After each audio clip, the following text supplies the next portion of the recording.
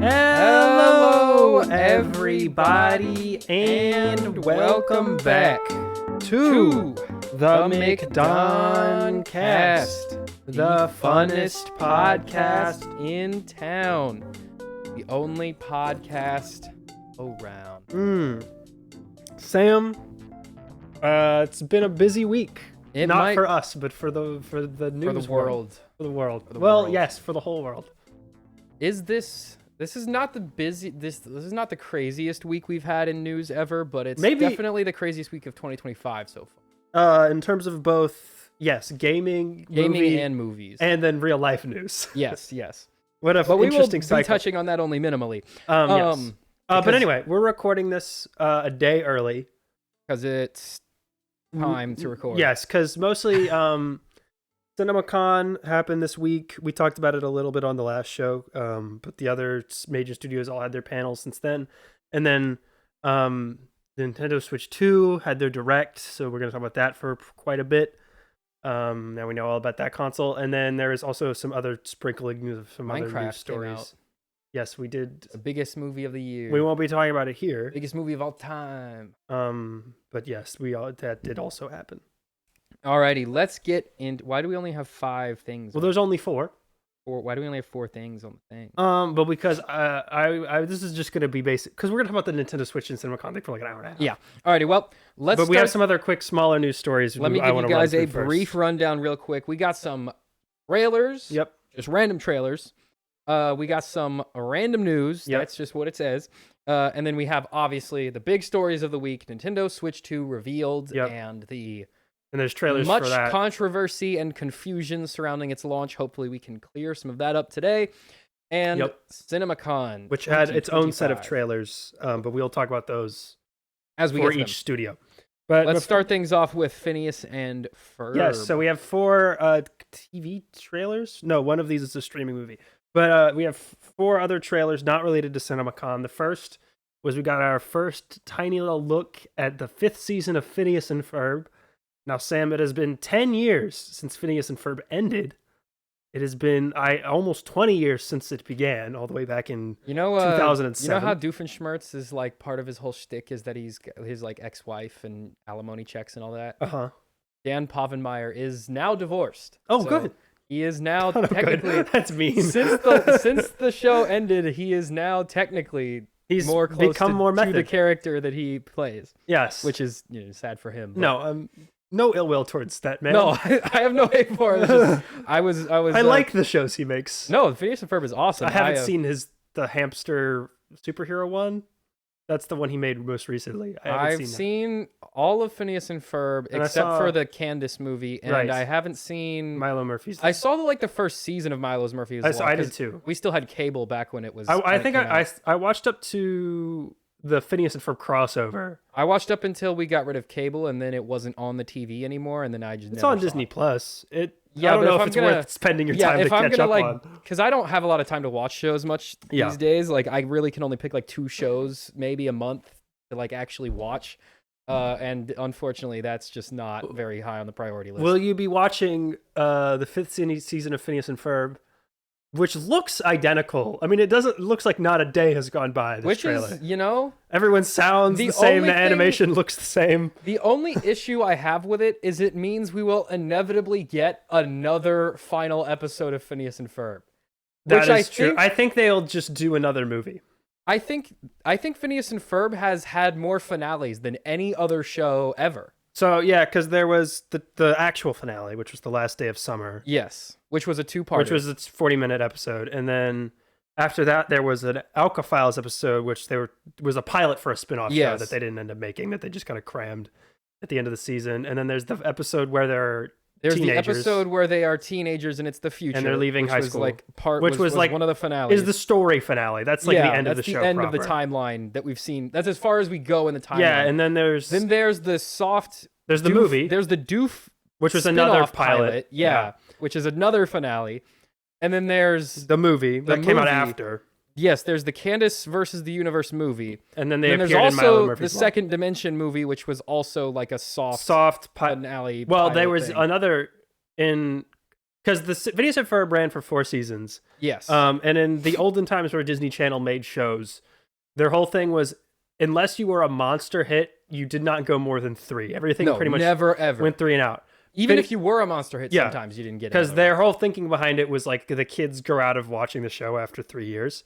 But Phineas and Ferb went for 4 years, and the 4th year they were just trying a million different things to try to get spin-offs off the ground. Yeah. So they did like a Fireside Girls episode, a Doof is a Professor episode. The Doof 101 episode I actually do like. I think that would have been the only show that worked because it was different than the actual show. But I think they knew that as well because he like to an extent Milo Murphy's Law became that because Doofenshmirtz became a main character in the 2nd season. Yeah. But yeah, that would have I think that would have been the only one that would have worked because the other ones were all just like, what if Phineas and Ferb but it's like slightly different? What if Phineas and Ferb but it's the Fireside Girls? What if Phineas and Ferb but it's the Second Dimension, which is literally just the same show? And unfortunately, Phineas and Ferb contains all those shows. So taking 1/5 of Phineas and Ferb is never going to be as good as Phineas and Ferb. But this revival is supposed to be 2 new seasons. I think 20 episodes each. So I think it's like 40 total. Wow, so like a real season. Yeah, so I don't know if that's because the episodes are like 11 minutes and they're always aired in pairs. So it's like 2 11-minute. Is that 20... I don't know if it's 10 22-minute episodes or 20 11-minute episodes. My guess is probably either the latter. way. That's still that's a decent chunk. That's enough. I don't know if I'll watch all of this. I'll probably check it out. If I just watch the first couple when it airs for the first time, it's just like this is more Phineas and Ferb. I'll probably this is a great show to just have like in the background while you're doing other things. Yeah. Like Phineas and Ferb is like it's very engaging, but it's also great if you just need something to be in the background. Like it's not too distracting if you don't want it to be. I don't know if their thinking behind this is. It might just be because I've seen the original show whatever. I don't know if the thinking behind bringing this back is like we'll get the old audience to come back and watch it again because it has been 10 years since the show ended, or if it's let's try to get like the new generation to get into this. It's probably a mix of both. Yeah. Because like the writing for Phineas and Ferb has aged tremendously well. Yeah, it was very much. It's still a very the funny writing show. was very much for adults, and the colors in the cartoon was very much for the kids. So like it absolutely has the power to retain the audience for sure. I'm just curious because I don't know how willing like adults are to like watch a children's cartoon. Or on like a weekly basis. I don't know. Yeah, I mean that attention rate is. They will have the issue of I believe that there is a lot more competition now than there used to be. Yeah. In this like space. Like there's a lot more really, really good adult animated content. There's a lot more really, really good. Yeah, this came out at a time when it was like it was like international news when there was like a very good animated show on TV. It was this and SpongeBob is not and Gravity Falls. The writing for SpongeBob is not particularly advanced. It's very this much won't be the only time SpongeBob comes up in this episode. We have a SpongeBob related news story. All right, well let's anyway, the next talk trailer about Guy Ritchie's Fountain of Youth. What is that? You're not gonna have any thoughts on this. This is Guy Ritchie's new Apple Plus film. Wow. With John Krasinski and Natalie Portman about some people. Yep, that's Natalie Portman. Who go on a little adventure to go find the Fountain of Youth. This is yet another very gray, very generic looking Apple movie that is a fake movie. This is not a real movie. Was like Nicolas Cage just not willing to come back? Come back to what? For National Treasure? I don't think Apple could get the rights to National Treasure. I think they're trying to rip off Indiana Jones. So I think Apple. Well, Disney owns National Treasure. I don't know if Apple would have been able to afford getting it from them. Apple could afford him. I think Apple could get Nicolas Cage. And just make a bootleg of it. They could totally do that. I mean, this is what they're doing. This looks no, they're trying to rip like off Indiana National Jones. Treasure, they're ripping off Indiana Jones. You got John Krasinski and Natalie Portman. So John Krasinski is an Oscar winner. Indiana Jones, though. Not that he doesn't have that vibe. No, he does not have that motion. He is a personality-less man. John Krasinski. Honestly, I would say even like Chris Pratt would be a better. I am more entertained by Chris Pratt on screen than I am John Krasinski. I have long said I think Chris Pratt actually would be a pretty good Indiana Jones. Like if you had to like make a younger. Not Indiana that Jones I think anyone should ever attempt to do that. But no, but I think he'd be a decent one. as much as he's always the guy that know. they cast for stuff, I think he'd be a pretty.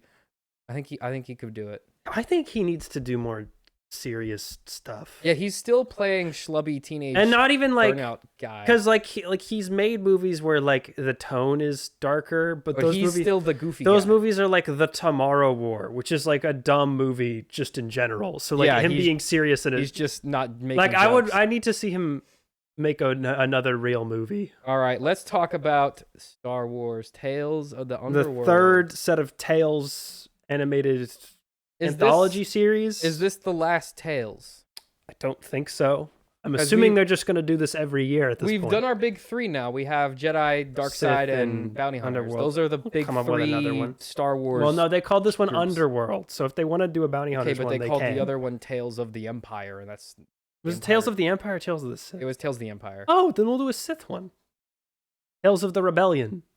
There's two more for you. That's 2 more years. Yeah, we could do that. Well, okay, but no, because part of Tales of the Empire took place during the New Republic era. Like, it's just the vibe of that. Like, it's not necessarily restricted to Tales of the Sith, Tales of the Rebellion, Tales of the Republic. Some stuff that is interesting about this show, More apparently, Tales of the Jedi. They repurposed a lot of the Star Wars 1313 content Into this? For the Okay. Cad Bane part of the show. Wasn't that game supposed to be a Boba Fett thing? Yeah, but what's the difference between those two guys? That's true. One is a cowboy hat. Hey guys, they're the same. They're the same guy. I'm kind of I kind of don't want to see any more Cad Bane. I'm kind of good. Well, this is like his origin I watch more story. Ventress stuff. And like he's a cool. I think Ventress is a cool character. Ventress is a really interesting character, especially during this period, and they really have not done a lot with this version of the character. Well, they always there's that book. Yeah, there's that book, but I have long said the books are not canon. Where she falls in love with what's his face. Quinlan Voss. Yeah. But the books are never canon ever. You don't know what any of this means, but just Google it. Yeah, if you care. Kilo will know what it means. What was I saying? Cad Bane origin stuff. Cad Bane is a character that they keep bringing up. He was really, really cool in Clone Wars. He was really, really lame in Boba Fett. Yep. I'm okay with more of him. I liked the effect, like the prosthetic yeah, the makeup, prosthetic was really cool. But I didn't care what they were doing with him. I think that they have mishandled the character, especially post Clone Wars, and here's why. I don't think he's really much of a character, so I don't really know how you let me explain him. my logic here. So he is the top of the bounty hunter pyramid during the Clone Wars, right? Right. He's the big dog. Mm-hmm. Boba Fett needed to kill him at the end of Clone Wars, which that I believe was the plan. There is a scrapped episode where he does, and the dent in Boba Fett's helmet is from Cad Bane's blaster. Yeah. They never released that because they didn't finish it. Yeah. Because they didn't finish it, and then they brought Clone Wars back, but instead of doing that, we did Bad Batch instead. Mm-hmm. So that happened, and then they brought him back for Book of Boba Fett, where Boba Fett does kill him, but he doesn't because he's definitely still alive. No, he kills him. No, he's also old. But his thing is blinking, so he's gonna dead. be back. No, he's like 80 at that. Like the Oh, show yeah, no, makes he is note ancient. that he's old. He is an ancient man. Yeah, at this that's point. But I don't know how old that species lives, and they can always change how long they live. So that would be really dumb. And what would you? But they've bring done him it back before. For? Ahsoka season 2. Well, they would have brought it back for which Boba is Fett shooting season right 2. now. That's cool. But I 2 think years. my main issue with Cad Bane is the fact that he didn't die at the end of Clone Wars. So seeing pre-Clone Wars stuff of him, I'm fine with. Yeah, and then he that's shows when up. he's interesting. He shows up for a minute in Bad Batch, and that's still okay because that was like Clone Wars era. I don't really have an issue with that. It's when he shows up in post Clone Wars stuff that I have a problem with. These Tales things, I thought the Tales of the Jedi, the Dooku half was really good. The Ahsoka half was really boring. The Ahsoka half was nothing, and then the Empire one I don't even remember. There was some of the Inquisitor stuff was pretty cool. The Barriss Offee one, the and then there stuff was nice. Morgan Elsbeth. Morgan Elsbeth, I did not care. That about. was lame. So these are really hit and miss, I guess. Half of it will be cool. Yeah, I guess is Ventress half good, Cad Bane half boring. Yeah, that's generally how they work. It's probably how this is going to go. Star Wars Celebration is coming up, I think, at the end of this month. I think we're going to see a trailer for Ahsoka then. I want to see, probably not yet. We'll get a teaser of They some haven't been kind. shooting that long. We'll have like that where they fade in the logo and we have random voice Oh, lines yeah, from the yeah, show. whatever. Yeah. But I want to know what Lucasfilm Animation's next like actual show Next big show is. Yeah, because Bad Batch has been over for like a year at this point. I think it's It's got to be something High Republic-ish, right? Set that time. If Because they've done a main series every time else. What if we just finish Acolyte in an animated show? That's not a horrible idea, but whatever they're doing was probably started before that came out. Oh, like that stopped them before. Well, no, like they would have thought Acolyte was going to keep going before they were making the show. Yeah, but I'm saying now we just cannibalize half of that and finish Acolyte. That, I mean, they could, if they do a High Republic thing, that's probably what they would do. Yeah. Yeah. Or the Acolyte's going to be a comic book, guys. Don't worry about it. We'll know what they were going to do.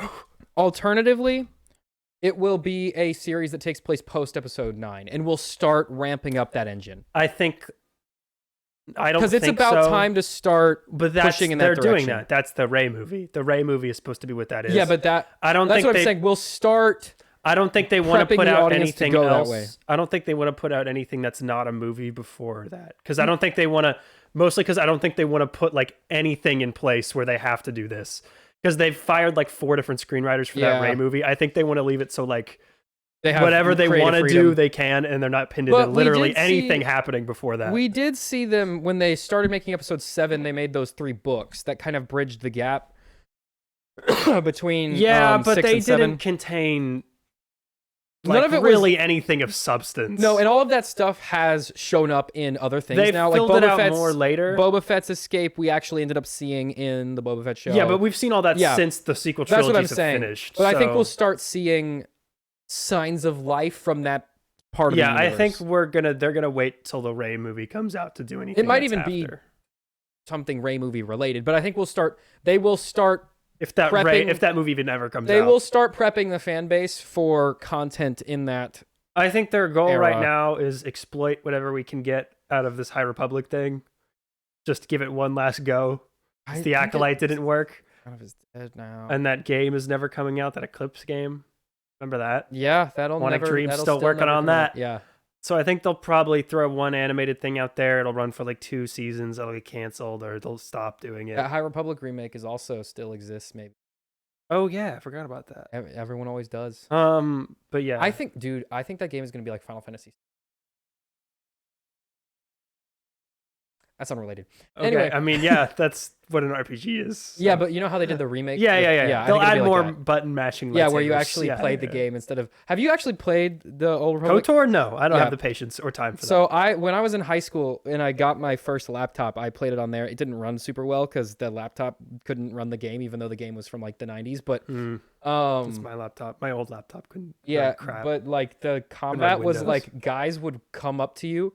You'd have 3 options of like block, attack, or whatever, and you click one, and talk your way out of it. Yeah. Anyway. Okay. This next. Anyway, I'll watch these. What's up? Oh, okay. I did see. Did you see the trailer for this? So I saw the first 5 seconds of it on TikTok. I was like, oh, they're making more rehearsal, and then Nathan Fielder, his show The Rehearsal on HBO. It's been like 2 years since the first season came out, but and I saw the first like 4 episodes, and I was kind of. I saw the first really 2. I wasn't really as into it as much as I was with Nathan For You, but it's all right. We both really like Nathan For You. I started The Rehearsal, and I always intended to finish it. I just got caught up doing other things. I'll try to go back and finish it before season 2 starts. It wasn't as funny to me. It's not as funny. It's more like trying to be a little more like high concept, I think. Yeah, more and I was like, trying to say something. You didn't watch this trailer. You should, because I have no idea what the second season is after watching this. It looks genuinely insane. It looks like he's like, all of it appears to be about him like getting involved in pilot training for like aviation. Okay. And like he may or may not have crashed several planes doing this, it appears. I have no idea what this is. Okay, well, it looks see, nuts. I guess. I was more confused after watching the trailer than before. I'll have to check that out. Okay. What do we got in some other news? I did see this actually. So CinemaCon was this week, which is when all of the movie studios present. Now, the biggest movie studio that wasn't there is Netflix, because they don't do anything for theaters. And they do all of it in-house. They announce all their stuff on their own Magic Netflix day. Yet they probably over the past week dropped the most insane announcement out of everything out of CinemaCon.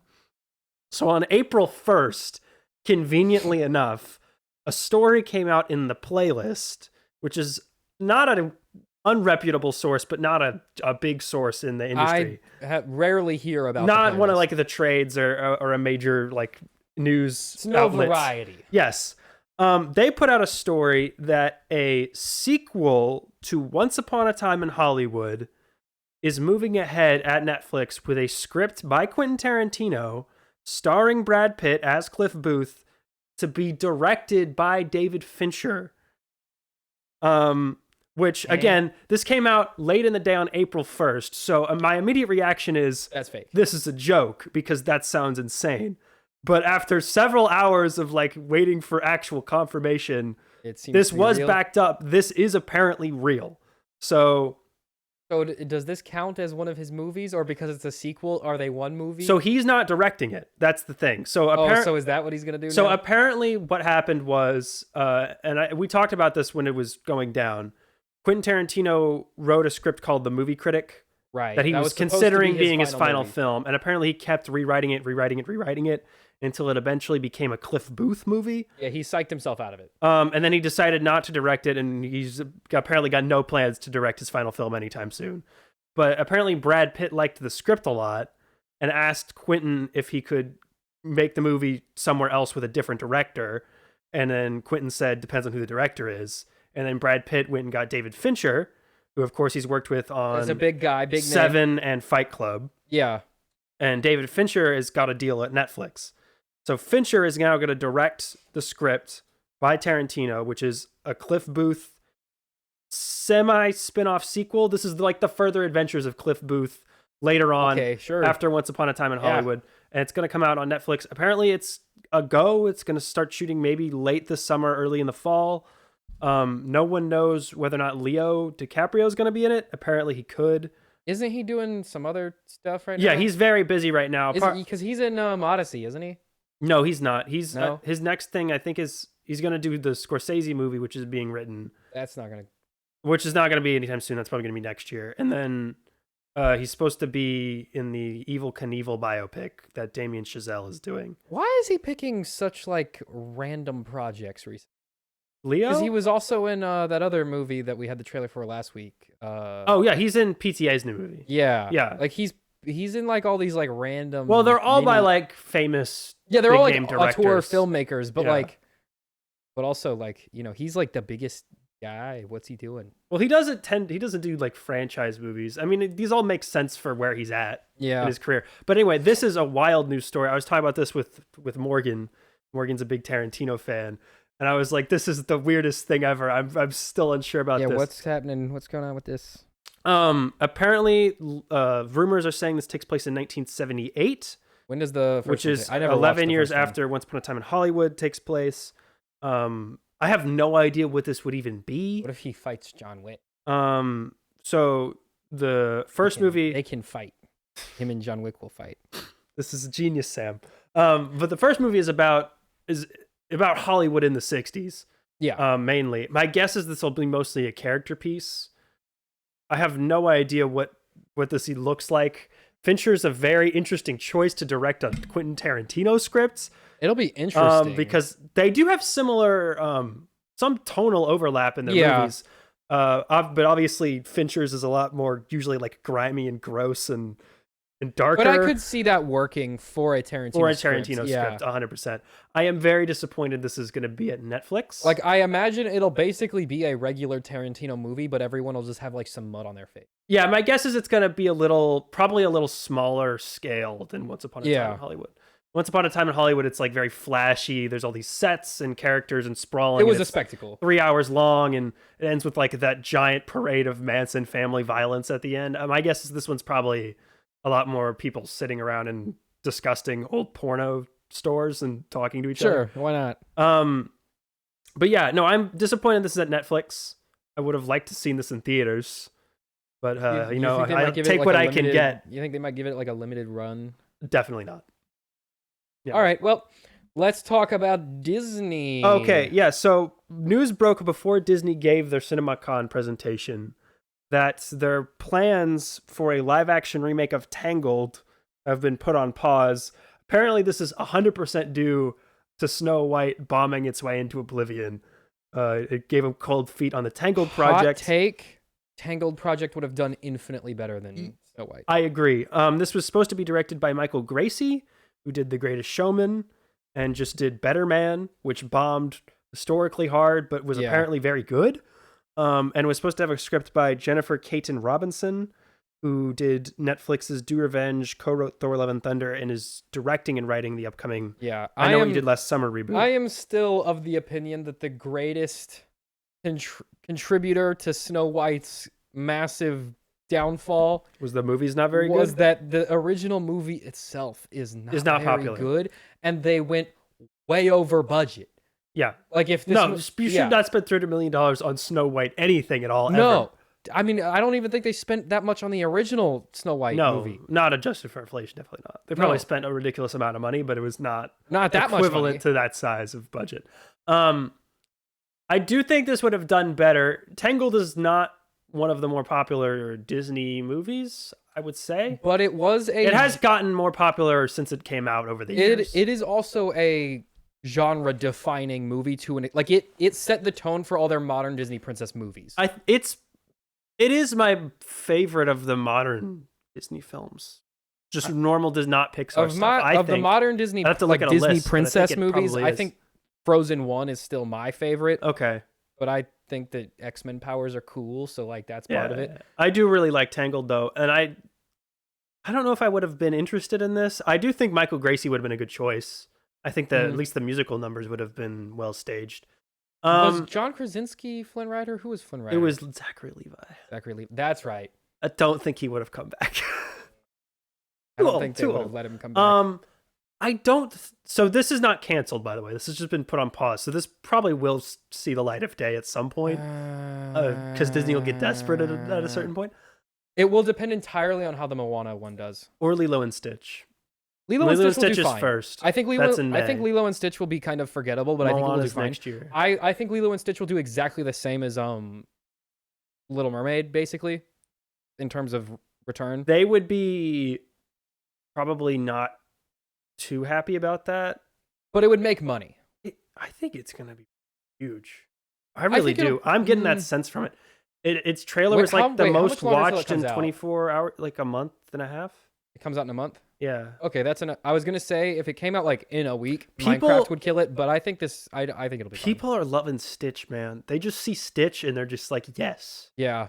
I love this. I'm on board with this. They really don't care about anything else. Stitch is the Minions for millennials. Pretty much. I do think it'll get a big millennial, 40-year-olds dragging their kids to see the thing they liked when they were a kid and little kids. And Lilo and Stitch has a much stronger foundation than Snow White did. Yeah. Just story-wise. And again, it's a more popular movie to people still alive. Tangled, okay, I will say there's a pretty easy way this makes a lot of money, this Tangled movie, and that's you cast Sabrina Carpenter as Rapunzel, regardless whether or not that's good casting. Just cast someone who's very popular right now as Rapunzel, and then you just rush it. I don't think Sabrina Carpenter would be. I don't think she would either, but I feel but she's big right now. So you rush it to screens as fast as possible. I think she definitely has she can sing. She can sing, and she has the facial expressions.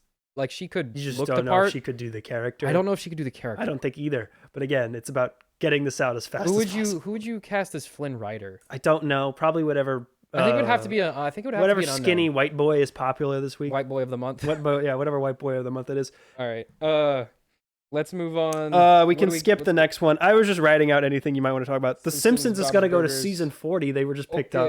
Yeah, more Simpsons is not news. And tomorrow, the sky will be blue. Oh, thank you. A new Friday film is happening. There's multiple What is My Girl with Friday? With Ice Cube. I don't. What are you even saying right now? Guy Ritchie is going to do Roadhouse 2. Okay. Meryl Streep in talks to play Aslan in Greta Gerwig's Narnia films. Please. For our sake. Please. Please don't. Greta, just don't. I don't want to deal with this. Please don't. Just cast. Please don't. Why? I would rather make her the Ice Queen. Yeah, that's fine. That would be more interesting. I would rather you use black magic to resurrect James Earl Jones and have him play a different magical talking lion than this. Please. Please just don't. Just don't do it. I just don't want to deal with it. Just don't make I don't want to deal with it. What is she doing with these? I don't understand. Because they won't say they're doing... I don't know what Narnia book they're doing, or which ones they're planning on doing, or how many. Please do not deconstruct them. Please. Please? What? Narnia. Just don't. Please don't. Because everyone will lose their mind. Please don't. Just do the book. Please just do... Or don't. Just don't make them. Just don't. No one's asking for more Narnia. We're good, actually. We're good on Narnia. There's, 7 or 8 books? And a bunch of movies. They did 3 movies. And people like the movies. Enough. People are cool with the movies. They have McDonald's toys. They had the goat satyr guy was a whistle. Yeah, it was James McAvoy. Just don't. Just stop. Just leave it. Greta, do something else, please. Go make another Barbie. All right. Oh, and then Peacemaker Season 2 premieres on Max August 21st. Right. Woo! Thank you. More. Did you see, for that. Nathan Fillion's going to show up as Guy Gardner in the Lanterns TV show? No. Which means I guess he's not going to die in Superman. Does that take place after Superman? I would think so. It's definitely before Superman. Why would you think it's definitely before? Because the reason he shows up is because Hal Jordan dies in his ring.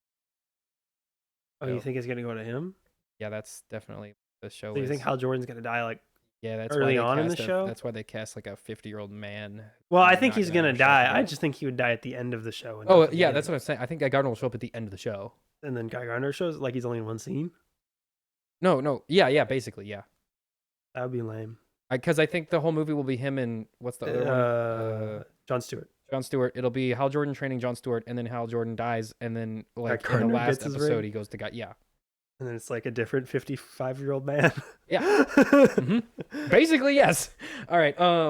Okay, let's talk about Nintendo Switches. We're gonna skip R.I.P. Val Kilmer. Oh yes, sorry. He was in Top Gun. Yeah, Val Kilmer passed away this week. I only know him from 65 years Top Gun. old. Had dealt with a lot of health issues in the past couple of years. There's a really good documentary, if you're interested in learning more about his life, that he shot a lot of himself, called Val, that's on Prime Video from a few years ago. That sounds cool. His last film role was in Top Gun Maverick, where he returned as Iceman for a brief scene with Tom Cruise. Had a funeral in that movie. Yes. So. Great scene. Great film. Very good. Val Kilmer has done a lot of very interesting roles over the years. He's been a really great actor. Pretty big loss. I mean, obviously he hasn't been working a lot lately, but that's understandable. I mean, he was in Tombstone. He was in Top Gun. Obviously, Top Gun probably the most famous thing now because of Maverick that he's done. He was obviously I think that and Batman is the only thing. Yeah, he was obviously Batman and Batman Forever, the first Schumacher movie. Maybe he was in Heat. Maybe if you're gonna watch something to remember him, don't do that. Don't watch that one. I would say probably Tombstone, and then Top Gun Maverick. And then his documentary. I think if you're gonna go for like a stream of Val Kilmer memorial. Yeah, I think that's probably weekend, your hit. Yeah. Because Tombstone probably one of his like most standout, like, oh my gosh, this guy's a really good actor. That's the Wyatt Earp one. Yeah. Yeah. And then Val for the straight up documentary, and then Top Gun for like the nice little send off. Yeah. Alrighty. But now it is time for the big boy news. The Sam talks for an hour and a half portion of the podcast. The biggest news of the day, the biggest news of all time. So, should we go through the direct and then loop back around to specs and pricing? I think that's probably the best way to do it. You want to do games first? Yeah, let's talk about games first. Okay, I'm fine with that. Because that is a lot easier to discuss because there's a lot of confusion about everything else. Yeah, we can clear it up. But it's been long enough, and I've seen enough YouTube videos that I think I'm 90% sure that I know what's going on. Okay. Do you want to start with Mario Goes to the Vape Store, or do you want to save that word for the end? Let's start with Mario Goes to the Vape Store. Also, what is that? What does that mean? Tucker just made this. I don't know what this is a reference to. Does Mario vape? Is that a thing? I was just like, what is the next Mario game going to be? It's gonna you settled on Mario Goes to the Vape Store. That was what you concluded to. It covers him hitting a fat cloud. And it costs $700,000. I mean, he does do shrooms, so like it's not unheard of that he might be vaping. But like, this seems like a seems weird for that to be the main focus. Anyway. So starting things off, okay, before we talk about them in specifics, I was kind of genuinely shocked by the amount of games they showed. Yeah. Less so first-party stuff. The third-party announcements were crazy. The third-party stuff that was, like, ridiculous. I did not expect half of it. I think you called basically all the hardware specs right, and I think I called almost their entire... You called all the games. The entire first-party lineup. Props to you for that. Down to, like, bits that I wasn't even fully serious about. Yeah, for real. Which was, again, shocking because we did a direct last week. Yeah. And I was even right about, like, we're going to see the same... We're going to see this again for no reason. Which I guess was that... The reasoning behind that was this is all going to be Switch 2 stuff. Mm-hmm. So they were like, we have all of this, like, kind of smaller stuff of the Switch 1 that we can't cram into this presentation. I think that was just everything they wanted to... They just wanted to wrap up everything they were doing for the Switch 1. That's so we can move straight into Switch 2. And you can Because this will be the last Direct before the Switch 2 comes out. Yeah. And you can tell that last Switch 1 Direct kind of was wrapping things because they announced at the end the games sharing program. Yeah. Which I think was and a bridge to the Switch 2. The last first-party Nintendo game that's going to be on both, which is going to be Tomodachi Life. Yes, that which comes out next year. Which is weird because that's still quite a lot of time. Yeah, but that's what they did with the But 3DS, we know Metroid Prime Beyond, Pokemon. Yeah, we'll get to those, but let's start with the biggest one because the big one they showed was Mario Kart. Kart World. So Mario Kart is Forza now. Correct. I don't know how I feel about that. I don't have an issue with it. I think this looks cool. Awesome. I've been waiting since... This looks awesome to me. I've been waiting since the Wii U for them to make a new Mario Kart game. So the last Mario Kart, the new Mario Kart was Mario Kart 8, and that was in like 2014. I never bought Mario Kart 11 8 years ago. Because I was of the impression... wrong impression. For silly me, for thinking the Switch was going to get its own Mario Kart game Which was, again, always silly because that game sold like 80 million copies on the Switch. Yeah, but my thinking was this sold 80 million copies and it's a Wii U game. Yeah. Of course they'll make a Switch one and double their sales for free, basically. But then they were like, we can just release old tracks as DLC. For some reason, they released a bunch of tracks from the app and they were like, we can $20 just release all these old tracks as DLC and then just rake in the money from this game we already made. Yeah, so... And it ended up selling, I think the final number was like 100. It is in the top 5 best-selling games of all time. Yeah, it was like 100 million units. Yeah. So, silly me, I guess. But yes, I've been waiting for a new Mario Kart for a long time. I will almost certainly be picking this game up in day some one. way. This is the launch title. This is their big first-party launch title. Obviously. This is their biggest franchise. And it's been to my friend's detriment. Because, like, they'll come over to my apartment. They know I have a Switch. And they'll be like, can we play Mario Kart? And I'm like, no. I have Smash You Bros. had ample chances to buy Mario Kart over the years. Yes, I know, but I never did because I always thought they would make one eventually. We got like 5 years in and they announced the Booster Court Pass. And you were like, I'm not just going to bite the bullet on it. At that point, I was like, oh, we will never get one, but the Switch 2 is coming soon. Surely there will be one for that. You dumb fool, trying to predict Nintendo the foolish decisions. Fool me, yes. How dare I be so silly? But yeah, so I will finally own a Mario, which will be the first Mario Kart game I own. Yeah, so this is going to get its own dedicated Direct on April 17th. So 3 Nintendo Directs in 1 month. I do want to combine this with something from later, but the game sharing thing, the like local play thing, you might remember, I don't know if you remember this actually, on the DS, not the 3DS. I'm aware, I remember. Yeah. So do you remember Remote Hunter? Play. Yeah, so where we would play Mario Kart with our friend and Hunter. Kirby Superstar Ultra. Yeah. So we're bringing it back, baby. Let's call up Hunter. Yeah. I don't think I might have his, I don't think I have We his can look number him up in the white pages. We'll find him. We can do He's on Instagram. On the way to school, we would do local play Mario Kart every day. Mario Kart DS. Local play Mario Kart. Where they'd only let you be Shy Guy. They would only let you be Shy Guy. So he became the only guy I ever played. And they wouldn't even let you pick the color, so you'd be a different color Shy Guy every time. Yep. But I'm excited that's coming back to Nintendo Switch. Yeah, so dedicated Direct April 17th. 24 racers. Crazy. Per race is insane. I think they've all confirmed 60-something playable characters. Yeah, everyone is here. Everyone is here. Literally everyone. You can play as the Moo Moo Cow from Moo Moo Meadows. That was the greatest moment in the Direct for me. Oh, for sure. Yeah, the backflipping cow. That was your Chicken Jockey? I watched the direct live, and my roommate was in the room, and he was lying in bed sick, and I was like visually ecstatic. Go! And I couldn't explain. Go! I could not explain to my sick roommate at 8:30 in the morning why I was very excited About that a cow was in the new Mario Kart game.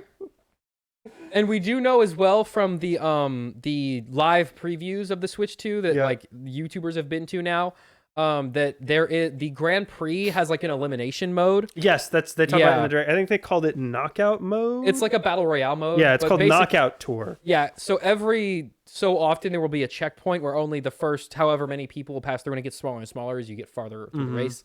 That way, if you are in the back at the very beginning, you don't have to play for a whole like 30-minute game where you just are losing the whole time, because that's not very fun. Yeah, and then Classic Grand Prix has changed as well. Yes, you now race in between the courses, the different race courses. Yes. Yeah, which is interesting. Which I'm guessing laps have kind of been reworked. I don't know how that's going to work. I don't know if all the tracks are going to be no more laps. It's just continuous. Like I think there will be laps, but there'll just be gates that open. Okay, because you can also drive off the course now. Yes, if they let you do that. They didn't talk anything about items. I'm guessing that's going to be in the direct. I do have a feeling that will be slightly more limited than they're letting on. Yeah. Well, there is a free roam mode which just lets you drive anywhere and do whatever. Yeah, that really I'm guessing they'll turn that off. I think. Well, they're saving. They've got to be saving, because what they didn't talk about was there's new power-ups. There's new power-ups. Mechanics. They didn't talk about any of those. But the trailer reveals that the anti-gravity is coming back. The boat is coming back. There's a new boat thing where your card turns into a boat, which has been a thing in the past, but I think they are bringing it back. They're bringing in a thing where it turns into a plane, a snowmobile. So they didn't talk about any of that. You can wall jump and rail grind. Yeah, there is new parkour mechanics. And then the big thing and you can't customize the carts anymore, which that's pretty big. That's a feature taken away. I think that the other Mario Kart games you couldn't do that either. I think just different carts. I think they've done that to try to balance it out. And if you have this many characters, the characters are the variations. So that's fine. I'm fine with that. The big thing to me that they didn't mention was battle mode. No mention of battle mode. I think they did. I would find it no mention of online features. Yes, but we know that there's going to be My guess online. is all that's coming in the direct, I hope. Mario Kart 8, notorious for... I hated the battle mode. The worst battle mode ever. That was actually... They didn't put any time into it. They rushed it out. That was honestly, more than anything else, jokes aside, is the main reason I never bought Mario Kart 8. Yeah. Because what me and my friends loved about Mario Kart when we were kids is the balloon battle mode, where you would drive around those giant like bowl stadiums and you shoot each other with red shells. Mode. The elimination mode, yeah. Which they took out even when they went back and fixed the battle mode in Mario Kart 8 Deluxe. Well, they did have a version of it, but the tracks were all just regular Mario Kart 8 So that tracks. wasn't just Mario Kart 8. Mario Kart 8 Deluxe, they went back. Yeah. They gave them actual dedicated battle courses. They sucked. They were fine. They introduced new battle modes, which were actually pretty fun and cool. The only bad part about the Mario Kart 8 Deluxe battle mode is they got rid of elimination mode, which is the best. Which is the fun mode. So please bring it back. Please bring it back for Mario Kart World. If there is no battle mode, I'm going to be very upset. That'll be very disappointing. Very upsetting. No, this looks awesome. I cannot. I'm not going to read out the whole character roster. No.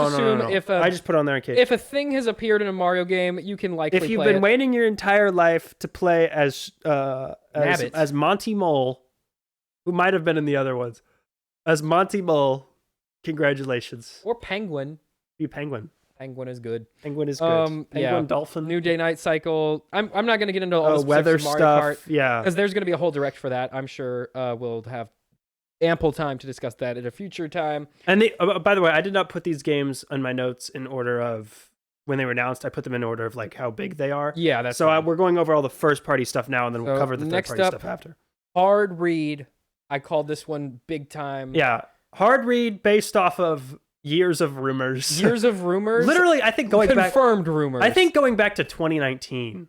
We've been talking about this. It feels like it's been that long. It might be like 2020. Because it was the year after Odyssey came out. Or we like started to hear whispers of a Donkey Kong game developed by Nintendo. And you can tell this is the Odyssey from the opening scene, it is Odyssey Donkey Kong. Yeah. It is Donkey Kong Odyssey. This game looks so fun. This looks awesome. This game looks so cool. And from what we know from the demos that they've showed off at the Donkey with the YouTubers that went, Donkey Kong Bonanza. The whole environments are destructible. Yeah.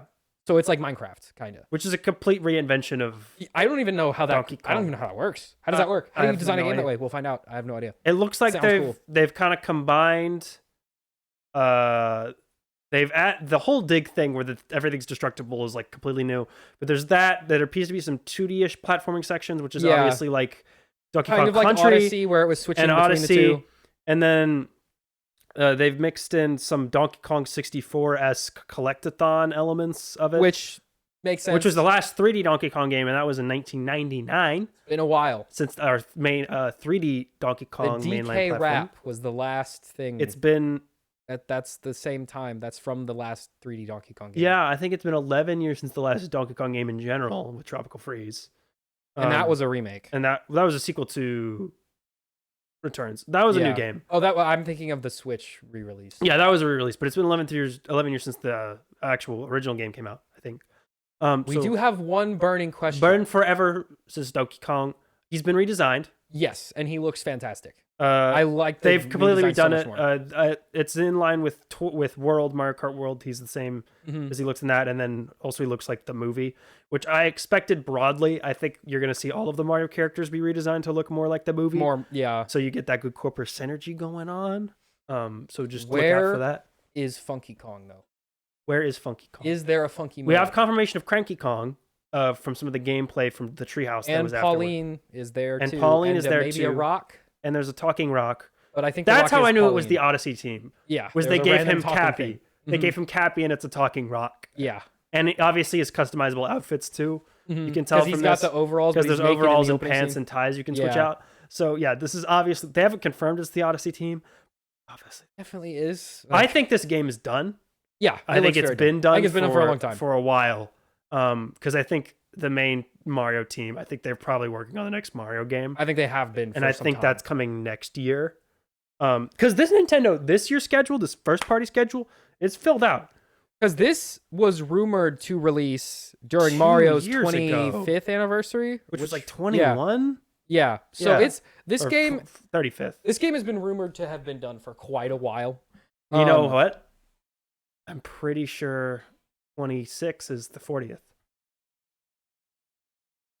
Was it the 30th anniversary? It was 35th, the last one.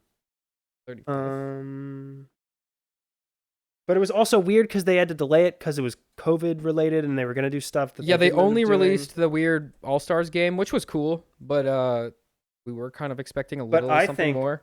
Okay, I think this Donkey Kong game, that was in 2020. So I guess this year's the 40th of Mario. Weird how they're not mentioning nothing's happening. My guess is they're going to do it all next year. They're just going to be like next year's. Guys, it's the 41st anniversary. But that makes perfect sense because this game has been done probably for like a year at this point. They're probably working hard on the new Mario game, and then they get that out for the 40th. Yeah, and this is the new Switch game because their lineup first party is insane the rest of the year, and we expected we're getting a lot of heavy hitters. They've been dormant the entire first half of the year because they were waiting for the Switch 2 to come out. Yeah. So we're getting Mario Kart World at launch in June. A month later, Donkey Kong, Metroid Prime 4 some point this year, Pokemon Legends some point this year, and then the next game we're going to talk about also this year. So let's get into that. So this is another... Dude, if you watched the last McDonCast, you just, I guess, had this whole direct spoiled because I think I also said this. But yeah, new Hyrule Warriors. This was your out of nowhere. How on earth? I don't even know, that? Dude. I must have freaking taken a huff of Dune Spice the way I saw the future. I have no idea how you called this one. I don't either, and it doesn't even make any sense. It makes no sense. Why does this game even exist? No, I mean, the concept is cool. My only gripe with this game, potentially, I don't even know if this is a gripe yet. We're talking about Hyrule Warriors Age of Imprisonment. Yes, Age of Imprisonment. Which was announced and coming in the fall. And I do like the synergy where we had Age of Calamity, Age of Imprisonment. Yes. And I think this game is canon, though, this time. That is my hope. If this game is not canon, like Age of Calamity I'm going to lose it. Because Age of Calamity should have been canon. I don't know why it wasn't. And they were just like, actually, pranked. Because they wanted to give it a happy ending. Because they couldn't. Because Silly Nintendo. Nintendo wasn't willing to put out a game where the villains win in the end. Silly, goofy Nintendo. Silly and goofy you are. Yes. You're a silly, goofy goober goose, you are. Mm-hmm. But, yeah.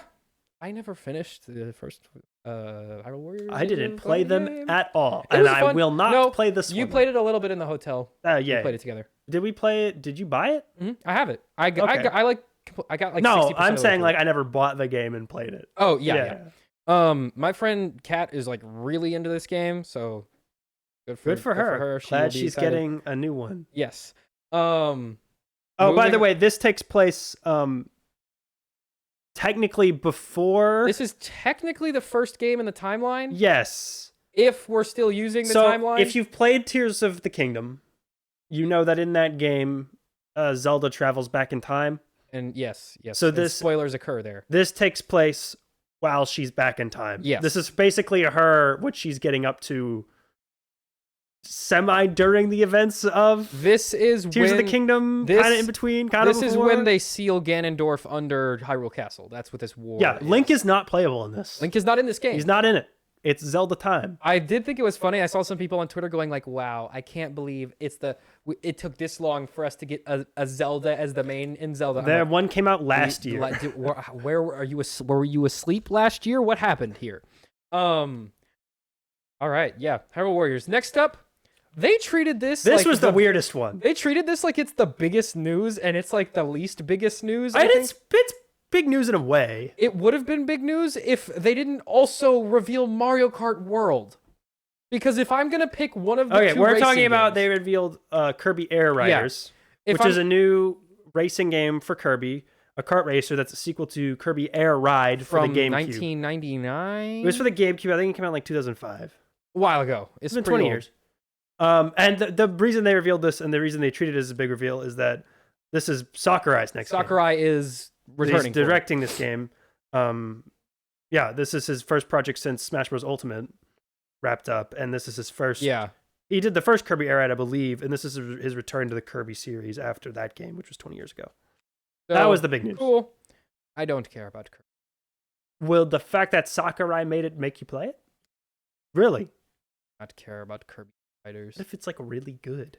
The games he makes pretty much always are. Here's the I have no doubt that this will be a great game. Okay, I was going to say, what if it's not super expensive, but it's I have no doubt that this will be a fantastic game, but here's the problem. Yep. This game is only going to be fun if we are racing with our friends.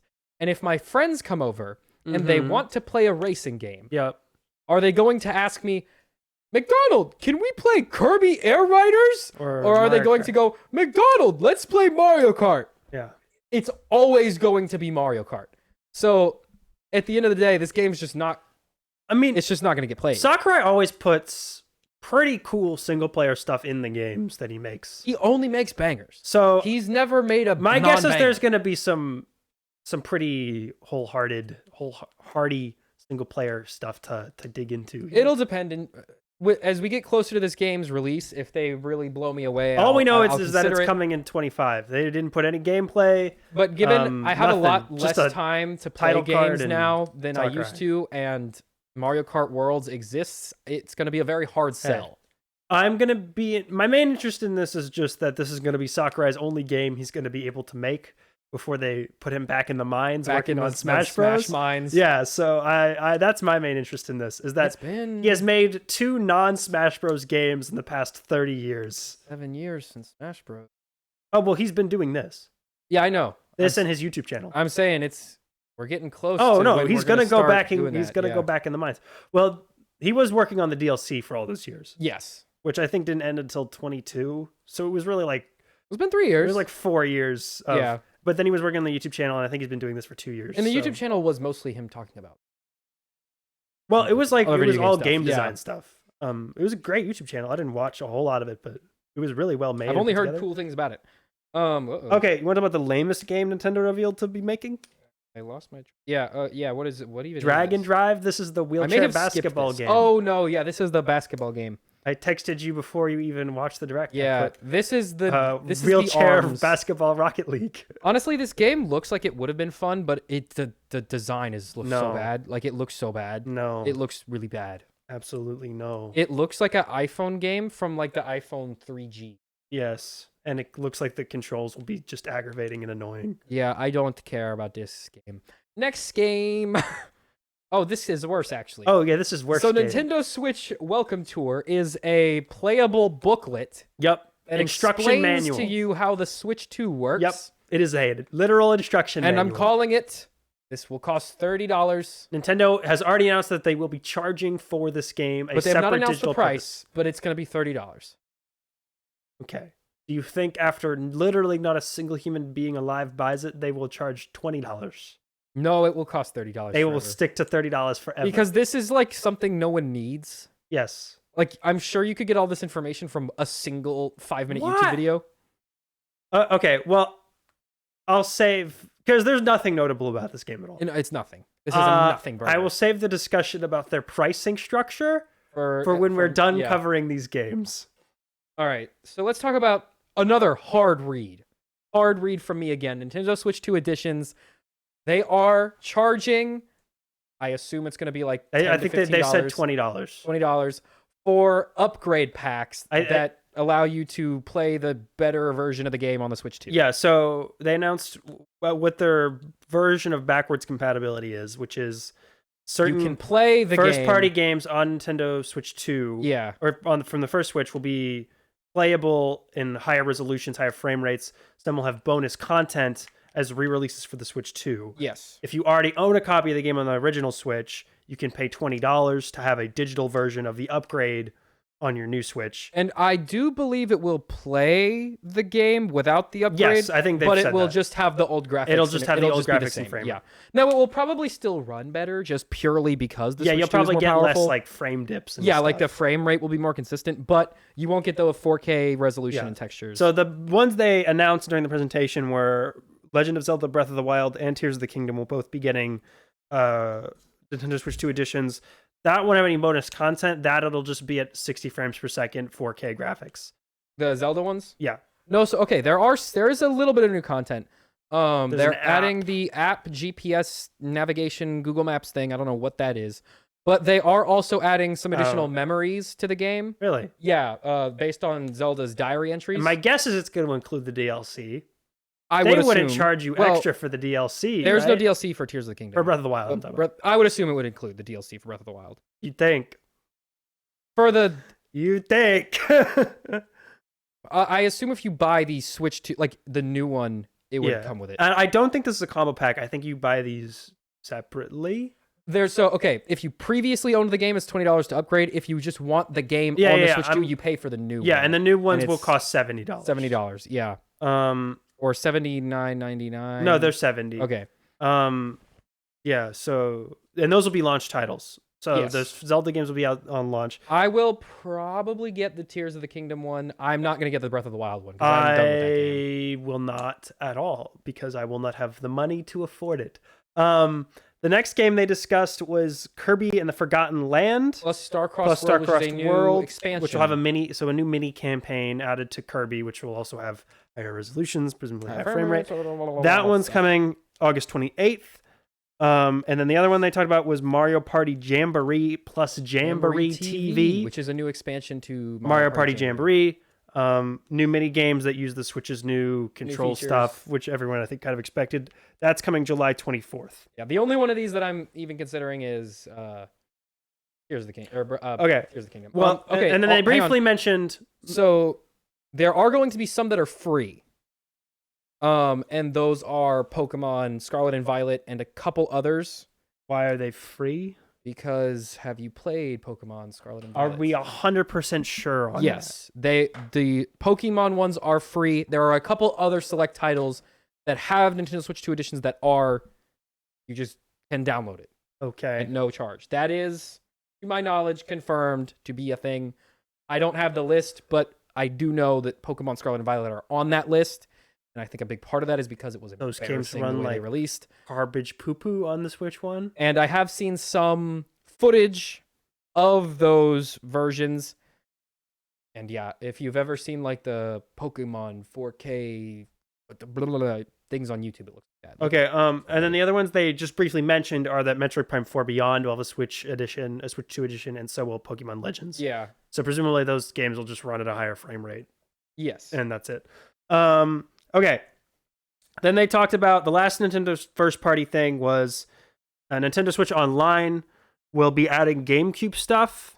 So if you have the Nintendo Switch Online plus expansion pack, yes, important caveat, you will be getting access to now game streaming, GameCube games, and forever. Everyone's been waiting on this. Yes, according to this guy on Reddit, they are free. Okay. So I have seen reliable source of Reddit. I have seen also from real news that they are free. Yeah, here this is IGN. There. Okay, so those are free. So Legend of Zelda: Wind Waker, Soul Calibur 2, F-Zero GX are going to be the first GameCube games you can play, and then there's a bunch of other ones that are coming: Mario Sunshine, Fire Emblem. I'm gonna make another Pokemon Stadium.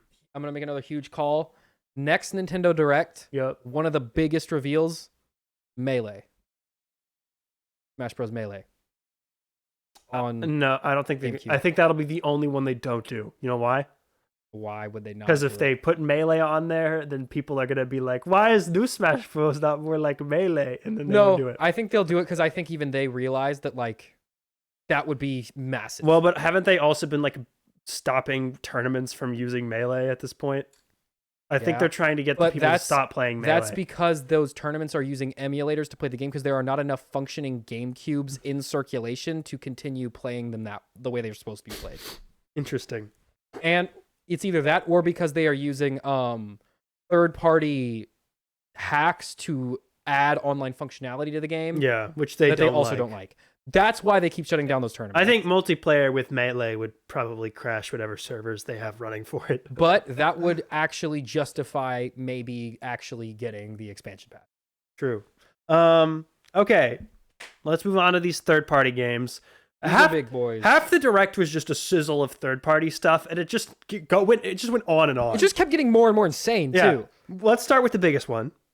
This is yeah. Which I was genuinely like, what am I even looking at? Yeah, I was like, what did From Software as making an exclusive multiplayer game for the Switch 2 coming next year in 2026 called The Dusk Bloods, which appears to be a soft vampires spiritual successor to Bloodborne. Okay.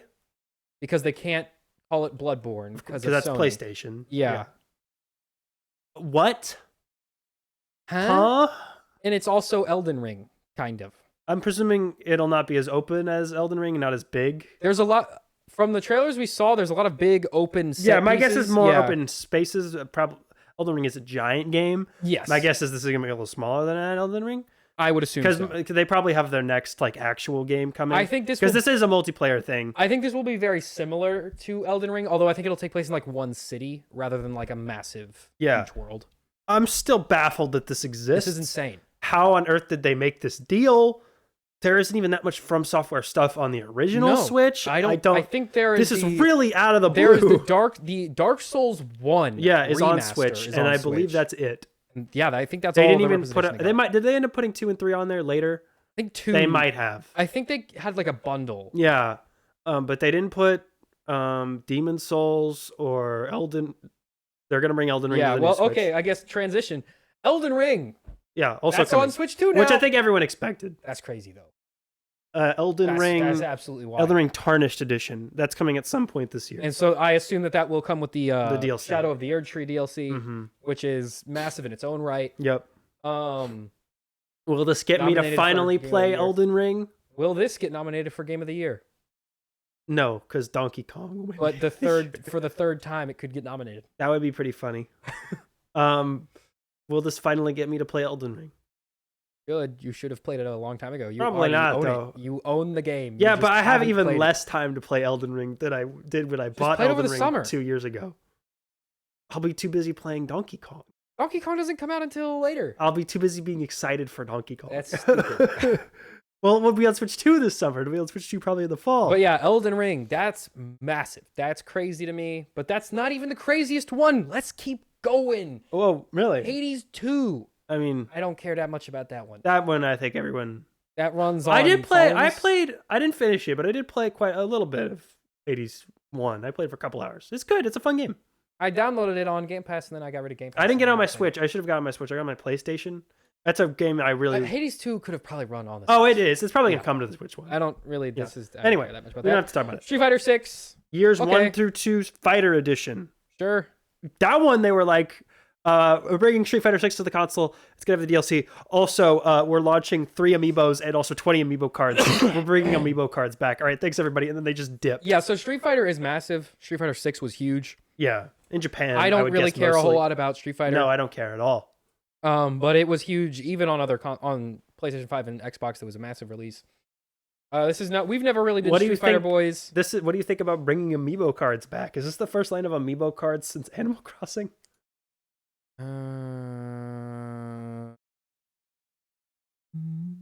This was the only amiibo related announcement. Nintendo has been phasing them out. So it's weird that Capcom was like, we want to do amiibo. Does that confirm that Switch 2 has amiibo support? I think they already said. I think they said there's an NFC reader in the Joy-Con, just like in the first one. Yeah. All right. Okay. Sure. Okay. Cool. Next weird one. Daemon X Machina 2. I thought that game bombed horribly. Titanic Scion. I was under the impression that game did really bad. Yeah, I was too, and then I looked it up. Apparently, it did like good enough. So all right, let's try it again on Switch 2. They look like high quality. I played the demo, and it was no. You know what I want? It was just like clunky. Give me another Astral Chain game. That game was freaking sick. Yeah, but that game definitely didn't do well. That game was freaking sick. Platinum Games, that's their thing. They make really good. That game was freaking super cool. They make really good games, and not a single human being plays them. That game is really cool. You got the chain, and it's Didn't Astral. Nintendo and bought them, right? Your sister or your brother if you pick the girl at the beginning of the game. Did Nintendo buy them out? They do. I know they have own them Staken. now. I think they have bought them since then. Okay, yeah. But they did not own them when it came out. They need to do that if they haven't. I do Bayonetta is basically a first-party Nintendo character. Yeah, they just won't acknowledge it because she's naked. Yes. All right, Split Fiction's coming. This was an easy call. Yeah, I mean, that game was born to be on Nintendo Switch 2. Yeah. Okay, this is big, not for people in like the Nintendo sphere, but this is big in terms of Nintendo Switch selling units. Yes, I do not care at all about this. And but this is. I don't either. But this is big for Nintendo Switch 2's success, and that's that EA Sports is going to be releasing FC and Madden games for the console. Which like sounds like nothing, but Madden sells like 50 million copies a year. And if you can play it in the car, so playing it on Switch 2 and it running on Switch 2 and them actually committing to putting the new one out for the console is pretty big. That's crazy.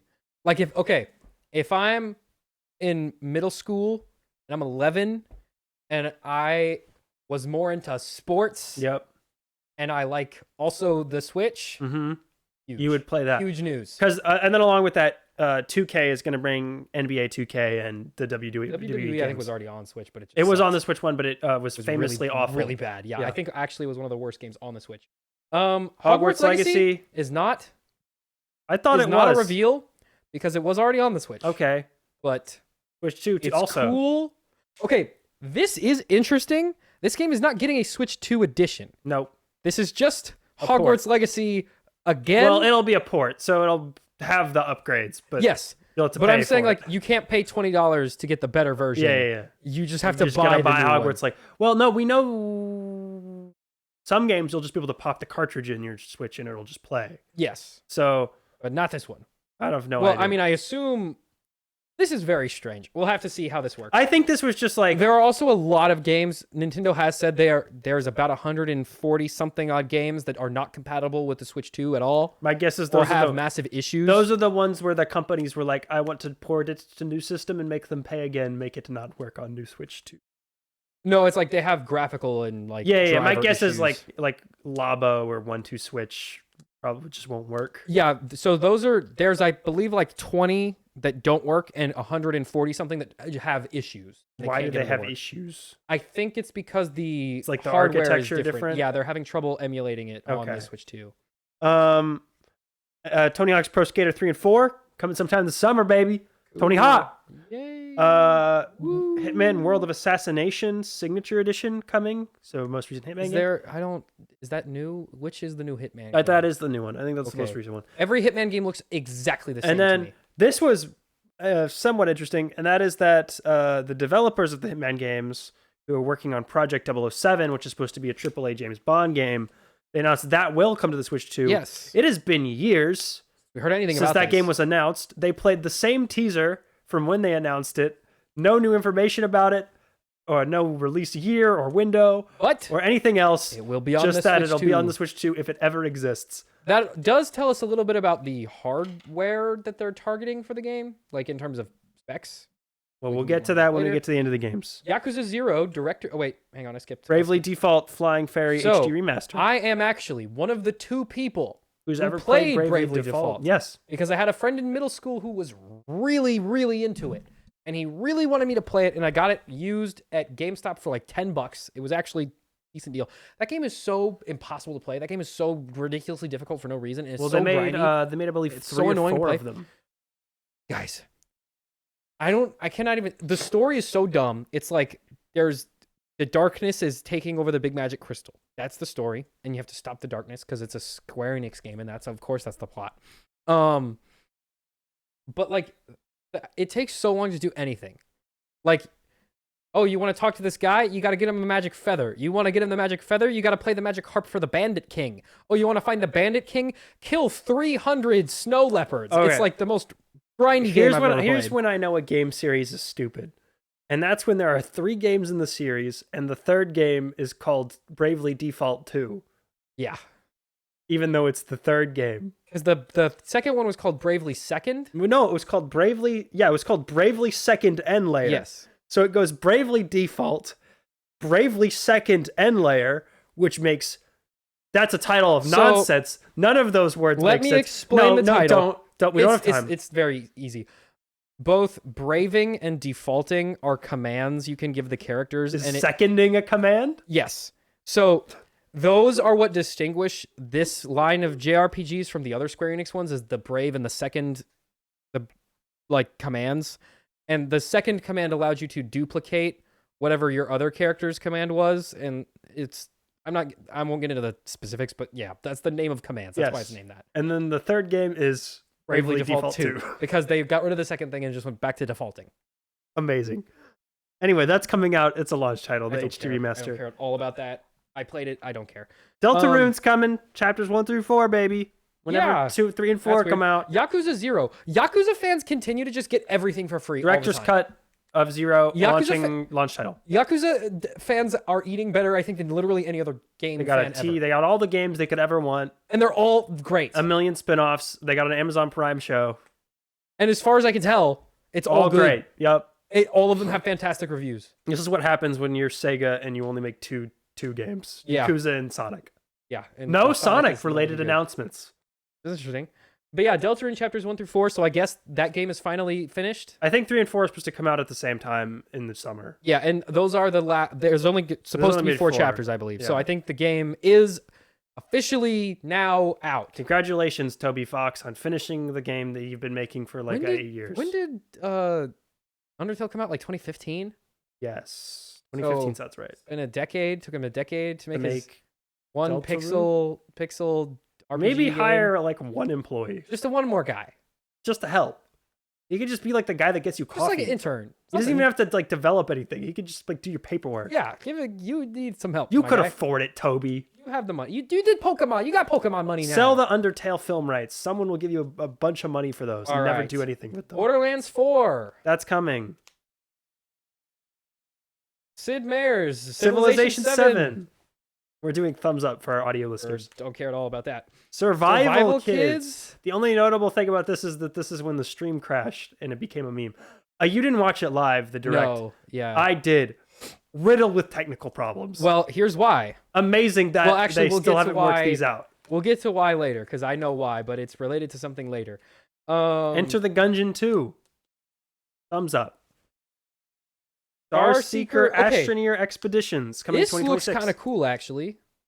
I was not paying attention to this. This one looks pretty sick. It's basically Starfield, but a little bit more cartoony. Okay. So that actually looks kind of cool. I might play that. Because the main reason I haven't played Starfield is it looks just extremely and egregiously complicated, and I don't have time to learn how to play Sam is the only person with an Xbox Series console who doesn't own Starfield. Or not Starfield. No Man's Sky. Oh, No Man's Sky. Which is the same game, but you did play Starfield, right? I played it for 30 minutes, and then I got really bored and turned it off and never played it again. Just like Bethesda wanted you to. The way Bethesda intended. Yeah, I just read that one. Okay, this I think is the craziest. 2077 Ultimate Edition is coming in. This I think is the craziest port because that game barely runs on the things it runs well on. Which means it's going to run like poop. Well, we actually know how it's going to run because it was one of the games they demoed at those YouTube Really? Events. Yeah. I was expecting this to be like this is actually a cloud version of the game. So in performance mode, it runs at a stable 40 FPS at 720p. That's maxed out performance? Yes. Docked? Yes. No, not docked. That's handheld. Okay. 720p handheld, 40 frames per second. 1080 docked. 1080 docked at 30. Okay. This is going to fry the battery of your Nintendo Yeah, it's Switch. solid, though. That's playable. Performance, that's on par with Steam Deck. That's playable. Yeah. It's going to fry the crap out of the battery. Oh, you can play it for 3 hours tops, but you can play it. And for if you only have one console and that console is the Switch, yep, you could play the game. Yeah, you can play the game. Final Fantasy VII Remake Intergrade. Sick. Another one I called. They didn't spend as much time on it as I thought they would, but yep, I called that one as well. Also, Hollow Knight Silk Song coming when the sky explodes. That's crazy that they just said that. I mean, we knew it was going to happen. But like that they said 2025, which I doubt. But like if that actually ends up being true, that's crazy. It'll come out one of these days. When I'm the president. Yes. All right. Let's get into stuff people are mad about. Which is what I want to talk about. Yes, this is where things get interesting. So let me find. You can scroll up. I got all the console information. So basic stuff coming June 5th. Pretty close when we about expected it to come out. And my birthday. Right around Sam's birthday, everybody. So if you guys want to get me a Switch 2, oh my gosh. send it to me. I mean, he'll buy one himself, but send him the money to recoup the loss. Money would be good. That would be nice. It's going to be $450, which is about 50 more than we expected. I was saying 400, but it turns out to be 450. That is well within the range that we... Which isn't too high. If it was 5, I'd be upset. 450 is okay. I will say... What's interesting is they did not reveal the price of it in the direct. No, and I think that's because they didn't know what the price was going to be when they made that direct. I think you're correct. Yeah. They revealed the price of the Switch, all of the other Switch versions in the directs where they were announced, except for this one. I think due to economic conditions, that made it difficult. Mm-hmm. And it's only gotten worse since then, and we will see what happens. We know this because the Switch in Japan cost the equivalent of $300 in the US. Yeah, oh, the guys. Okay, and then here's the specs. Now, all of this is nonsense to me, but you understand what this means. Let me translate, everybody. So, handheld. Yep. 1080p, 120 frames per second, 120 hertz. I called it, everybody. Bigger screen. Now, I'm guessing it's like OLED size screen, right? Because I was looking at the footage. The bezels, it's about the same. The bezels do appear to be bigger than yes, they are, because it's an LCD. You can't have as small of bevels, but this screen supports HDR. Now, that might sound like nonsense. Yes. But HDR makes a huge difference. Not quite OLED, still very good in terms of colors. It makes a huge difference for colors. Yeah. The OLED did not support HDR. No. It hypothetically might have been able to, but the hardware required to run HDR is rather intensive. Mm-hmm. If you watch an HDR video on your phone, you will notice it starts to heat up because it requires a lot more processing to do. So the fact that it can do 120 hertz at 1080p, 120 frames per second. Yeah, at 120 frames per second HDR, with HDR, which is high dynamic range. It means it can do a lot of colors really. Yes. The Steam Deck cannot do that.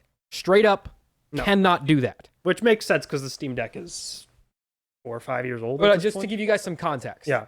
256 gigs of storage. Not amazing. Not fantastic, but about 4 times as big as the original Switch, which was 32. But again, now they did reveal the size of the games at that YouTuber conference thing. They're about the same as the Switch 1, size-wise. Yeah, that makes sense. My guess is third parties, it's going to be... Third parties are going to eat that up, but if you're getting this mainly to play first-party Nintendo games, which most people probably are at this point in the console life cycle that we're in, that's fantastic. That's...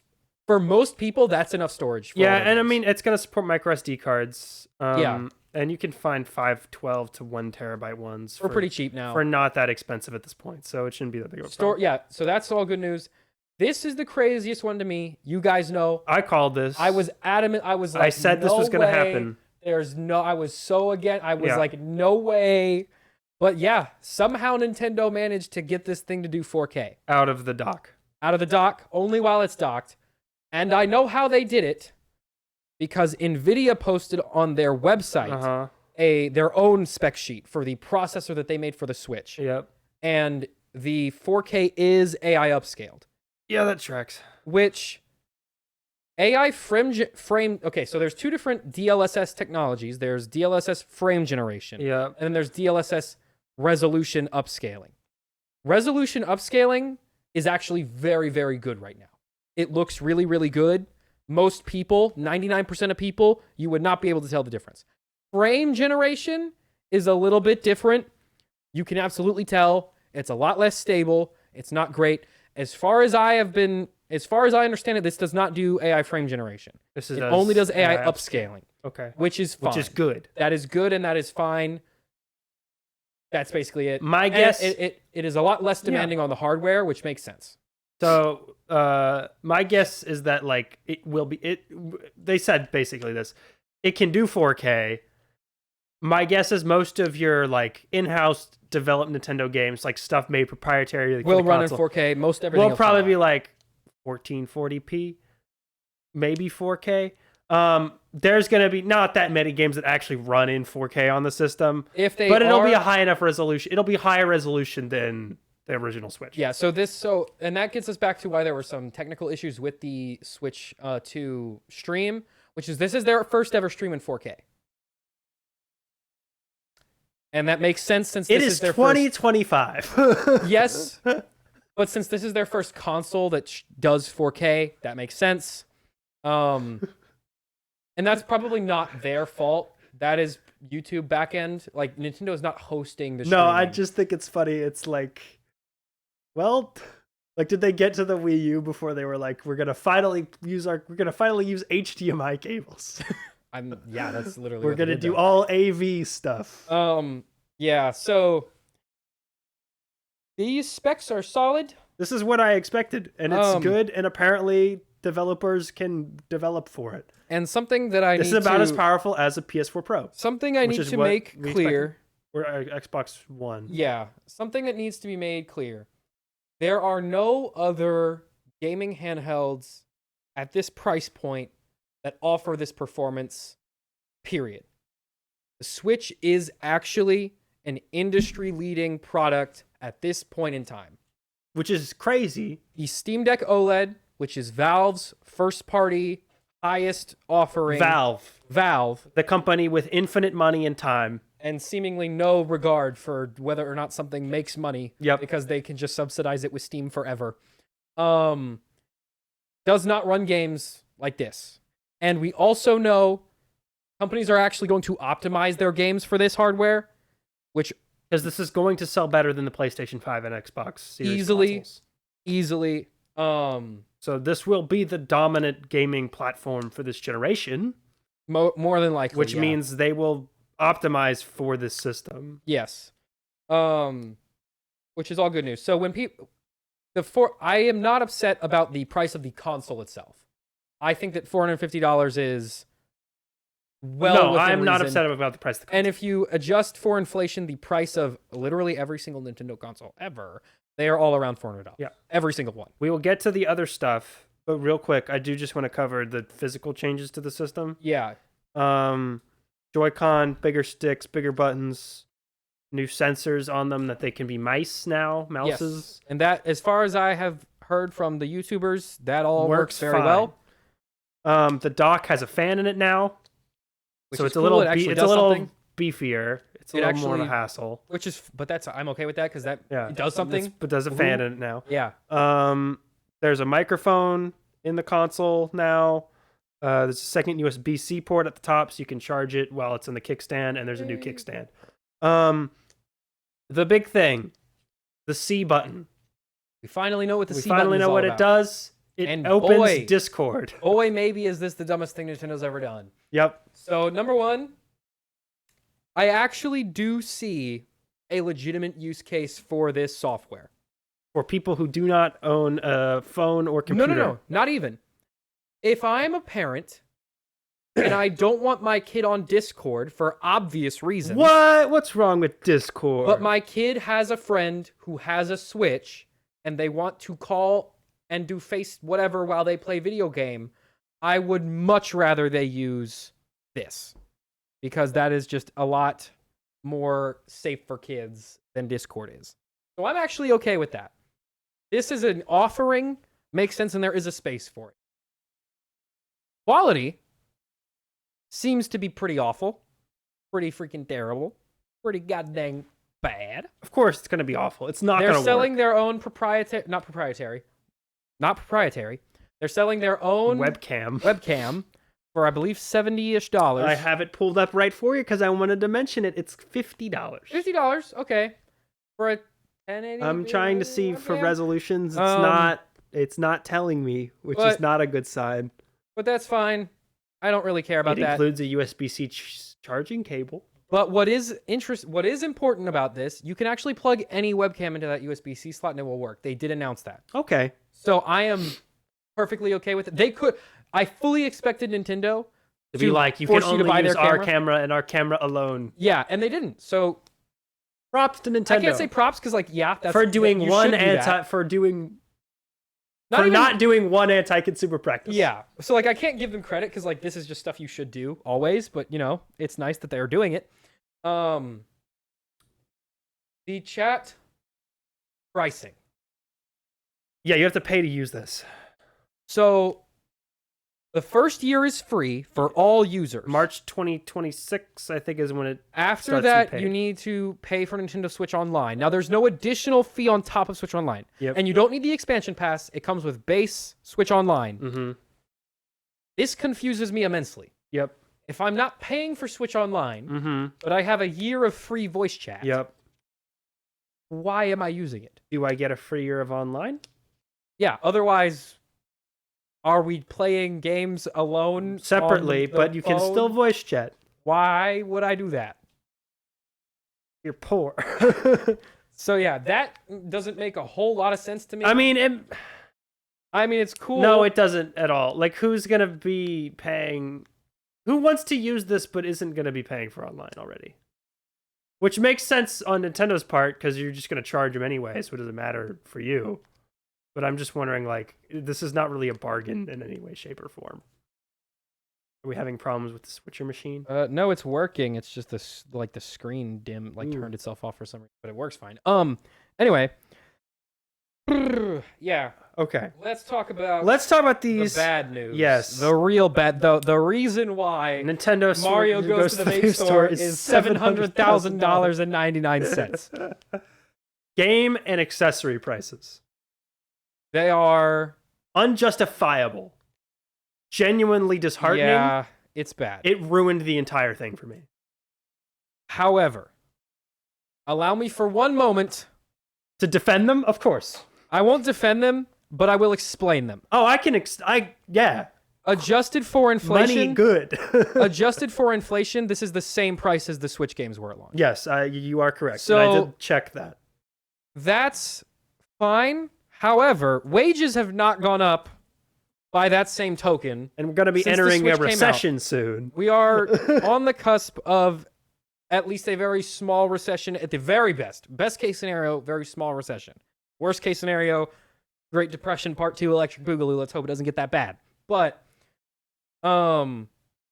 these prices are not good. Friendly. I would have expected it. I fully expected it to be $70. I was too. I was prepared for 70 because they had already done that with Tears of the Kingdom, was which 70. was already a little bit pushing it because that wasn't even a new console. But it was a giant game. But it was a massive game and an incredible game. Because it was one of the best games of all time. It was a sequel to a game that was still $60 on that platform. Mm-hmm. So you can't have them be the same price. That doesn't really make a lot of sense. Mostly because Nintendo refuses to drop the prices of their games at any point in the life cycle.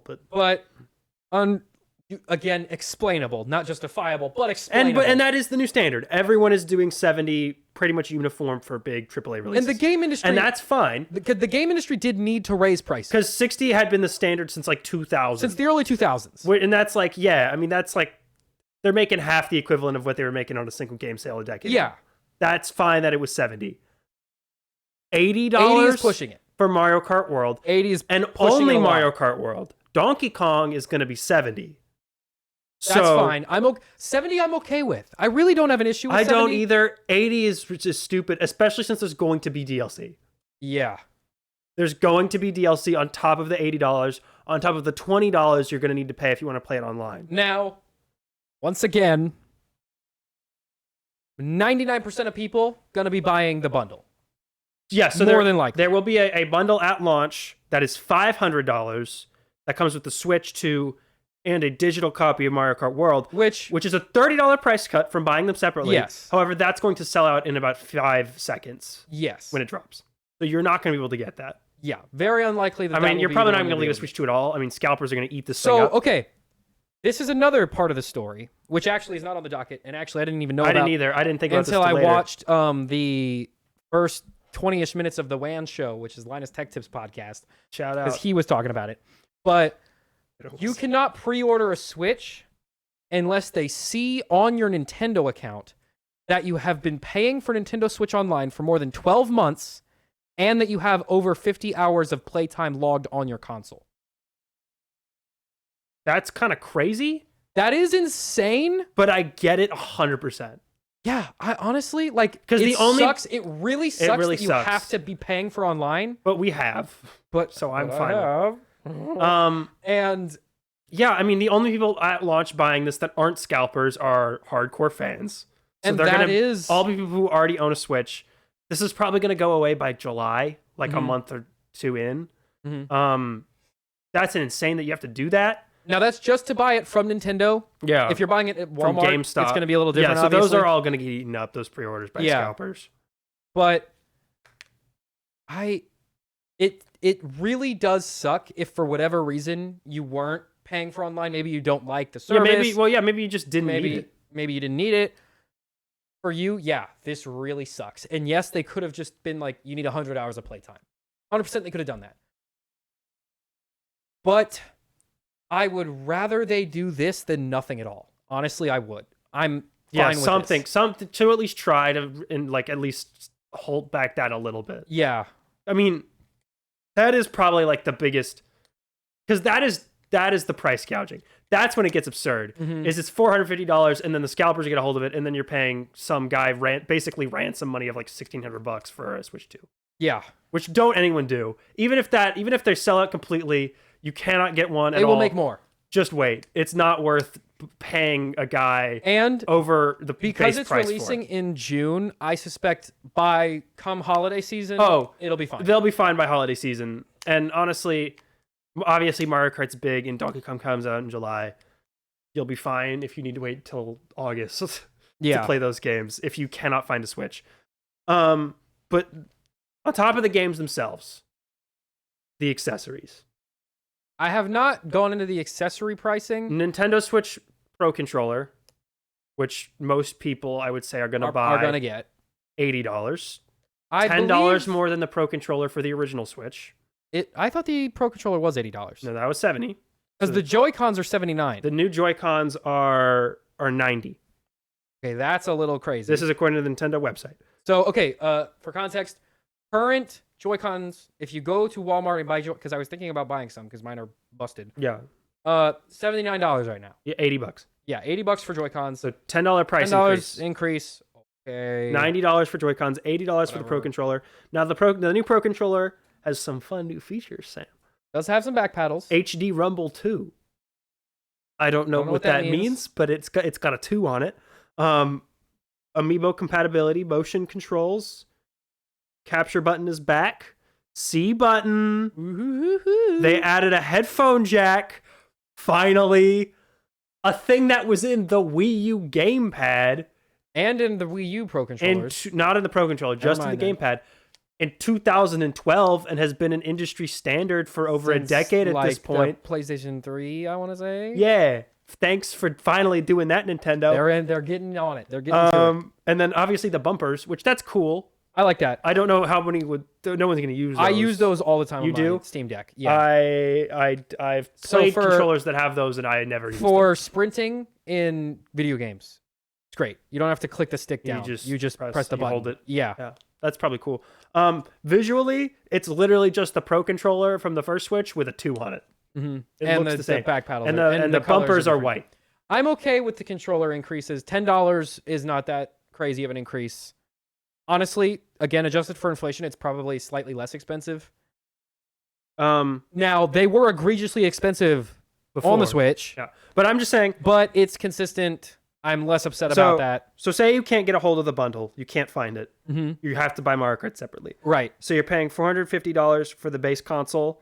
Then you're going to pay another $80 for Mario Kart. Some people were saying $90 for the physical. That is not true. That was a tweet. Only in Europe. That's for the European version. Which we'll talk about physical games here in a minute, because that is important. And that was euros, not US dollars. And there's not a one-to-one. Which actually makes it more expensive, but... Yeah. Well, all of this is going to be more expensive in Europe. Yes. Because we're complaining here. This is all worse in Canada and Europe. Oh, they're cooked. They're cooked. So pay your $450 for the base console, $80 for Mario Kart. You're going to get a Pro Controller. That's going to be another $80. Now, you're thinking that's probably it, right? I mean, if you want to buy another Joy-Con set that's $90, you're probably not going to do that. Hopefully, they have fixed drift, which means I will not need to buy 3 pairs of Joy-Cons. See, but you're forgetting you're getting the case. Nintendo Switch 2 case made by Nintendo on their website. That's another $35. Or you have a fancy backpack. Like, most people are probably going to buy the case. Yeah, I know. I'm saying for me, though, it's not a problem. And then if you want to buy the camera, that's $50. I'm going to guess no one's going to do that. No one's going to do that. That's not happening. But, okay. So that brings... Also, that camera should have been bundled in with the console. Yeah. So that brings the console, your Pro Controller, your Mario Kart, and your case. That's going to bring you $645 without tax. Say your normal sales tax, our sales tax in our area is 8.25%. So say it's just that for where you live. That's going to be $645 plus about $54. That brings your total to about $700 spent on launch day.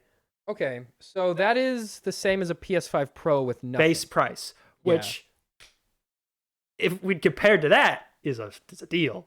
That is pretty good, especially because, allow me once again to justify the unjustifiable, but I'm out here going to bat for corporate greed today.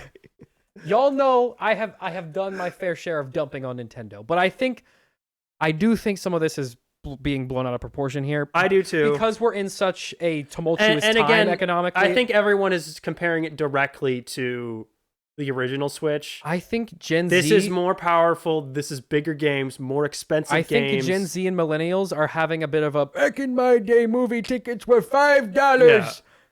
That's okay. It's not anymore, guys. Games are going to get more expensive. It cost hundreds of millions of dollars more to develop than they used to.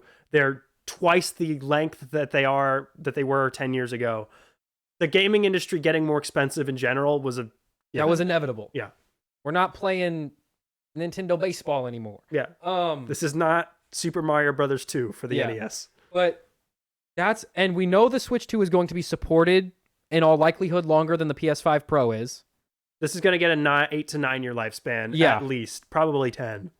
In all likelihood, yeah. Unless it flops. But I don't see that happening. You'll see. Because I don't think it'll flop. I don't think it'll flop. Because even though this... I don't think it'll be as big, but I don't think it'll flop. Even though this pricing is aggressive, it's not pricing anyone out of the market right now. And you know what? At least not a lot of people. The fact that the Mario Kart bundle is $30 cheaper than buying both separately. That's a pretty good deal. That is a good deal. That's even $10 off if it was regular Mario Kart. Because their Mario Kart 8 Deluxe Switch bundle that they've been putting out for years on Black Friday. Yeah. That was like $10 cheaper than buying them both separately. It was like barely even a thing. It being $30 less, that gives me hope that bundles in the future will be less expensive. Now, before we talk about anything else, I do think it's interesting that Nintendo themselves in-house is saying there are big AAA games, our Donkey Kongs that are $70, and then there are even bigger chumbo quadruple A games that are $80. Okay. Is Mario Kart World the first actual quadruple A game? Not Skull and Bones. You're freaking stupid for ever even coining that term. I love but you. But now that we're minting this term, is this actually the first quadruple A game? I think it is. I need to see the direct. I need to see what single player content looks like. I need to see what battle mode looks like. It doesn't matter. Oh, in terms of just like it's Mario Kart. It's the second biggest brand. Yeah, in gaming. This is going to sell phenomenally, regardless. Yeah. Which means I think this legitimizes. But I do think it'll be like Donkey Kong, Pikmin, $70. Yeah. Mario, Zelda, Smash Bros, Animal Crossing, $80. Which, to me, that's like on its own. The precedent that sets for other players in the gaming industry is where it concerns me. Rockstar's going to charge at least $100 for GTA 6. Oh wait, that was always going to happen. But that is locked in, and all developers are going to feel free to do that. Yes. Elder Scrolls 6, however, $100. However, with the exception of GTA 5 and Elder Scrolls 6. Or GTA 6 and Elder Scrolls 6. Yeah. Yeah. Can anyone else even get away with that? Other than Nintendo? Nintendo definitely can get away with it. Mm-hmm. But they are the name brand in gaming. You're going to pay it. They know you're going to pay it. We know we're going to pay it. No matter how much we spend the next month and a half complaining, we're all going to pay $80 to play Mario Kart.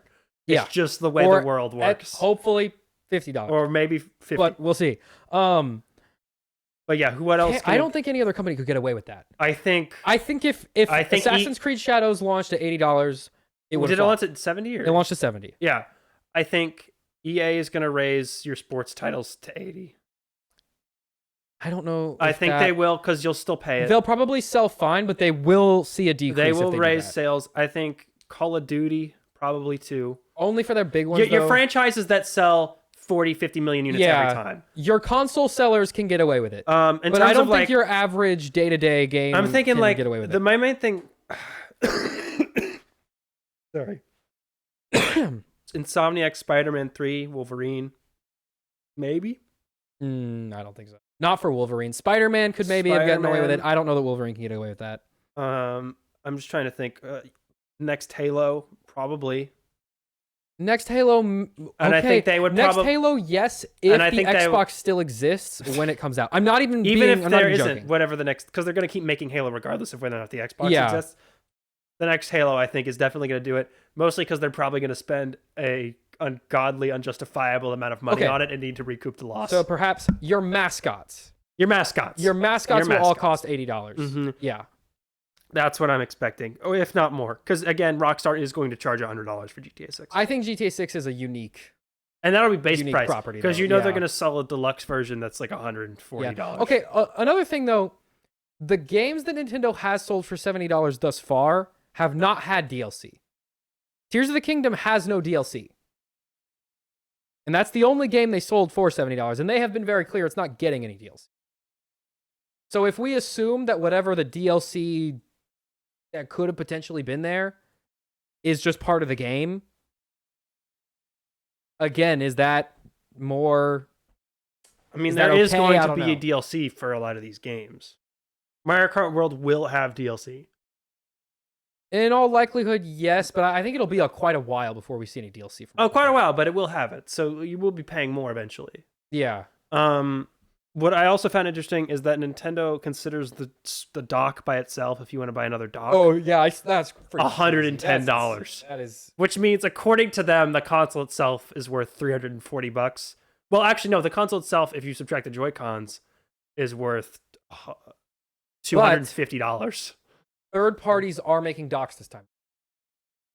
Cool. And we'll see if they work as well. The Switch actually just plugs into a USB-C brick now instead of having the whole thing. Yeah. So I assume, making an assumption here, we're not dealing with their weird made-up power delivery protocol that didn't make any sense.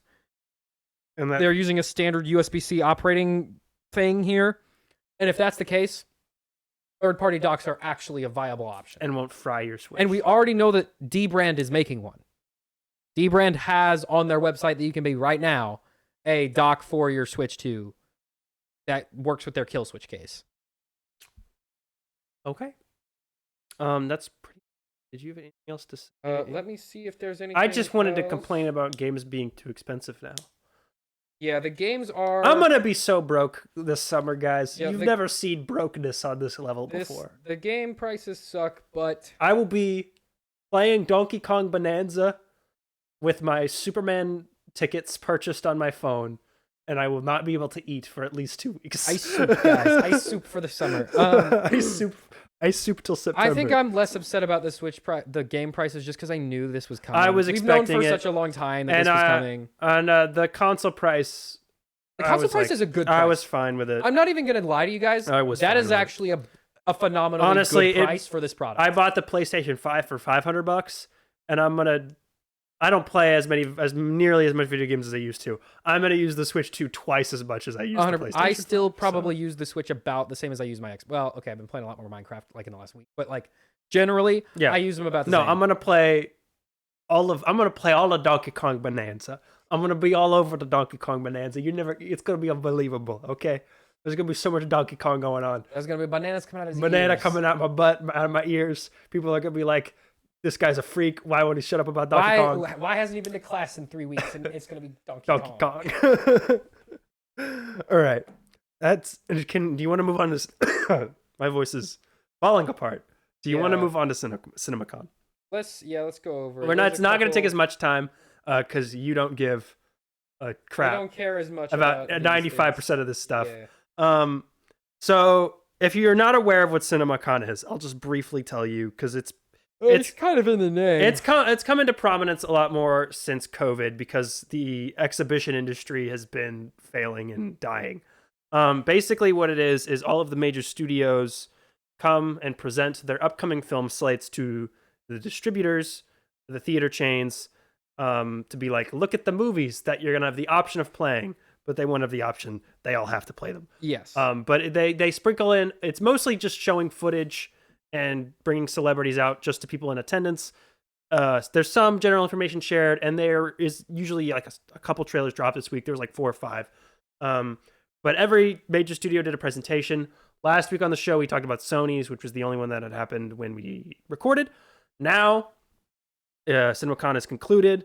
We're going to start off with Lionsgate's presentation, the only mini major left, really. They're the smallest studio. They've been really fledgling. They're not doing very well. They don't have any big IPs. And oh boy, Samo, are they trying to make John Wick into Marvel? He's not gonna, guys. But they started off. You guys, this is not silly goose. They behavior. have some stuff that's like maybe this could be. Yeah, something. there's some stuff where it's like, yeah, I'll see that. But like, also, what do we do? The first thing they did was there's a new trailer for Hurry Up Tomorrow, The Weeknd's new film. He then performed at CinemaCon, so the attendees got a mini weekend concert. Apparently, the presentation was in the morning. Apparently, he started off the show by being like, I hope everyone's having a good night tonight. And then he started going, but it was like 11 a.m. Well, he probably wasn't sleeping. So I still have no idea what this movie is. I've seen 2 trailers for it now. I don't get it. Jenna Ortega's in it. Comes out in May. Which one is this? This is Hurry Up Tomorrow. This is Lionsgate's presentation. This is their weird new thriller. Oh, yeah, we saw a trailer for this. From the It Comes at Night director. And then Luca Guadagnino sent in a video where he was like, we're doing American Psycho again. I'm auditioning actors. It's going to happen. Boo. You don't want more American Psycho? Boo. It's very big with the Gen Z. They all love American Psycho. No, they love the one clip they've seen on TikTok. But boo. That's the Gen Z equivalent of knowing and liking a movie. I cannot tell you how many people ask me if I've seen a movie, and I'll be like, yes or no, and then they'll be like, yeah, I saw clips of it on TikTok. Oh, no. So they didn't see it, but they want to know if I have seen it. The Hunger Games, Sunrise on the Reaping, the book just came out, like, this past week. Hunger Games fans are loving it. The movie's already getting... This is about This is Hamish Abernathy's origin story. It's set, like, 50 years before the first... He's Woody Harrelson's character. Don't ask me who that is. I have not seen Hunger Games, nor have I read the book. Important? I think so. He's friends with Katniss. Is he the one who like won before? And I think so. Yeah, I think this is his. This book is like his game. This is his. He won story. They played a little animated logo. I did see that. I have seen that. Francis Lawrence is coming back to direct. He's directed all the previous Hunger Games movies. Okay. Billy Ray, who wrote the original film, and the movie Captain Phillips is writing the script. That's going to come out next Thanksgiving. They're casting right now. They're going to shoot this summer. But Alrighty. Francis Lawrence has another movie coming out for Lionsgate. That is The Long Walk, which is based on the Stephen King novel. That's coming out September 12th of this year. I think maybe we should stop making.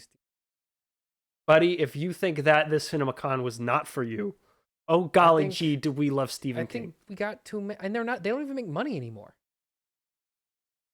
They're very big on streaming when we turn them into TV shows. The Monkey made no money. The Monkey made money. Monkey was a solid hit. I mean, it was a tiny little horror movie, so it made like $100 million, but that was a lot of money because it had a whole budget. But this is coming September 12th. J.T. Molnar of Strange Darling writing the script. David Johnson, who played the robot in Alien Romulus, starring in this film. Okay, so good for him. Cooper Hoffman, Charlie Plummer, Judy Greer, Mark Hamill, supporting cast. Apparently was shot in chronological order. The logline is, it's a dystopian thriller centering on the contestants of a grueling and vicious annual walking contest that requires 100 boys to keep a certain pace without stopping. So it's creepy walking game show. Squid Game, but they walk. So it's Olympics. I am interested to see how they make that visually interesting. Olympics speed walking, but it's Squid Games. Yes. Next, Is this related to Mr. Beast's Squid Game bootleg? Not at all. Not at all. No, not. This was in this book came out in the 80s, so kind of predated Mr. Beast.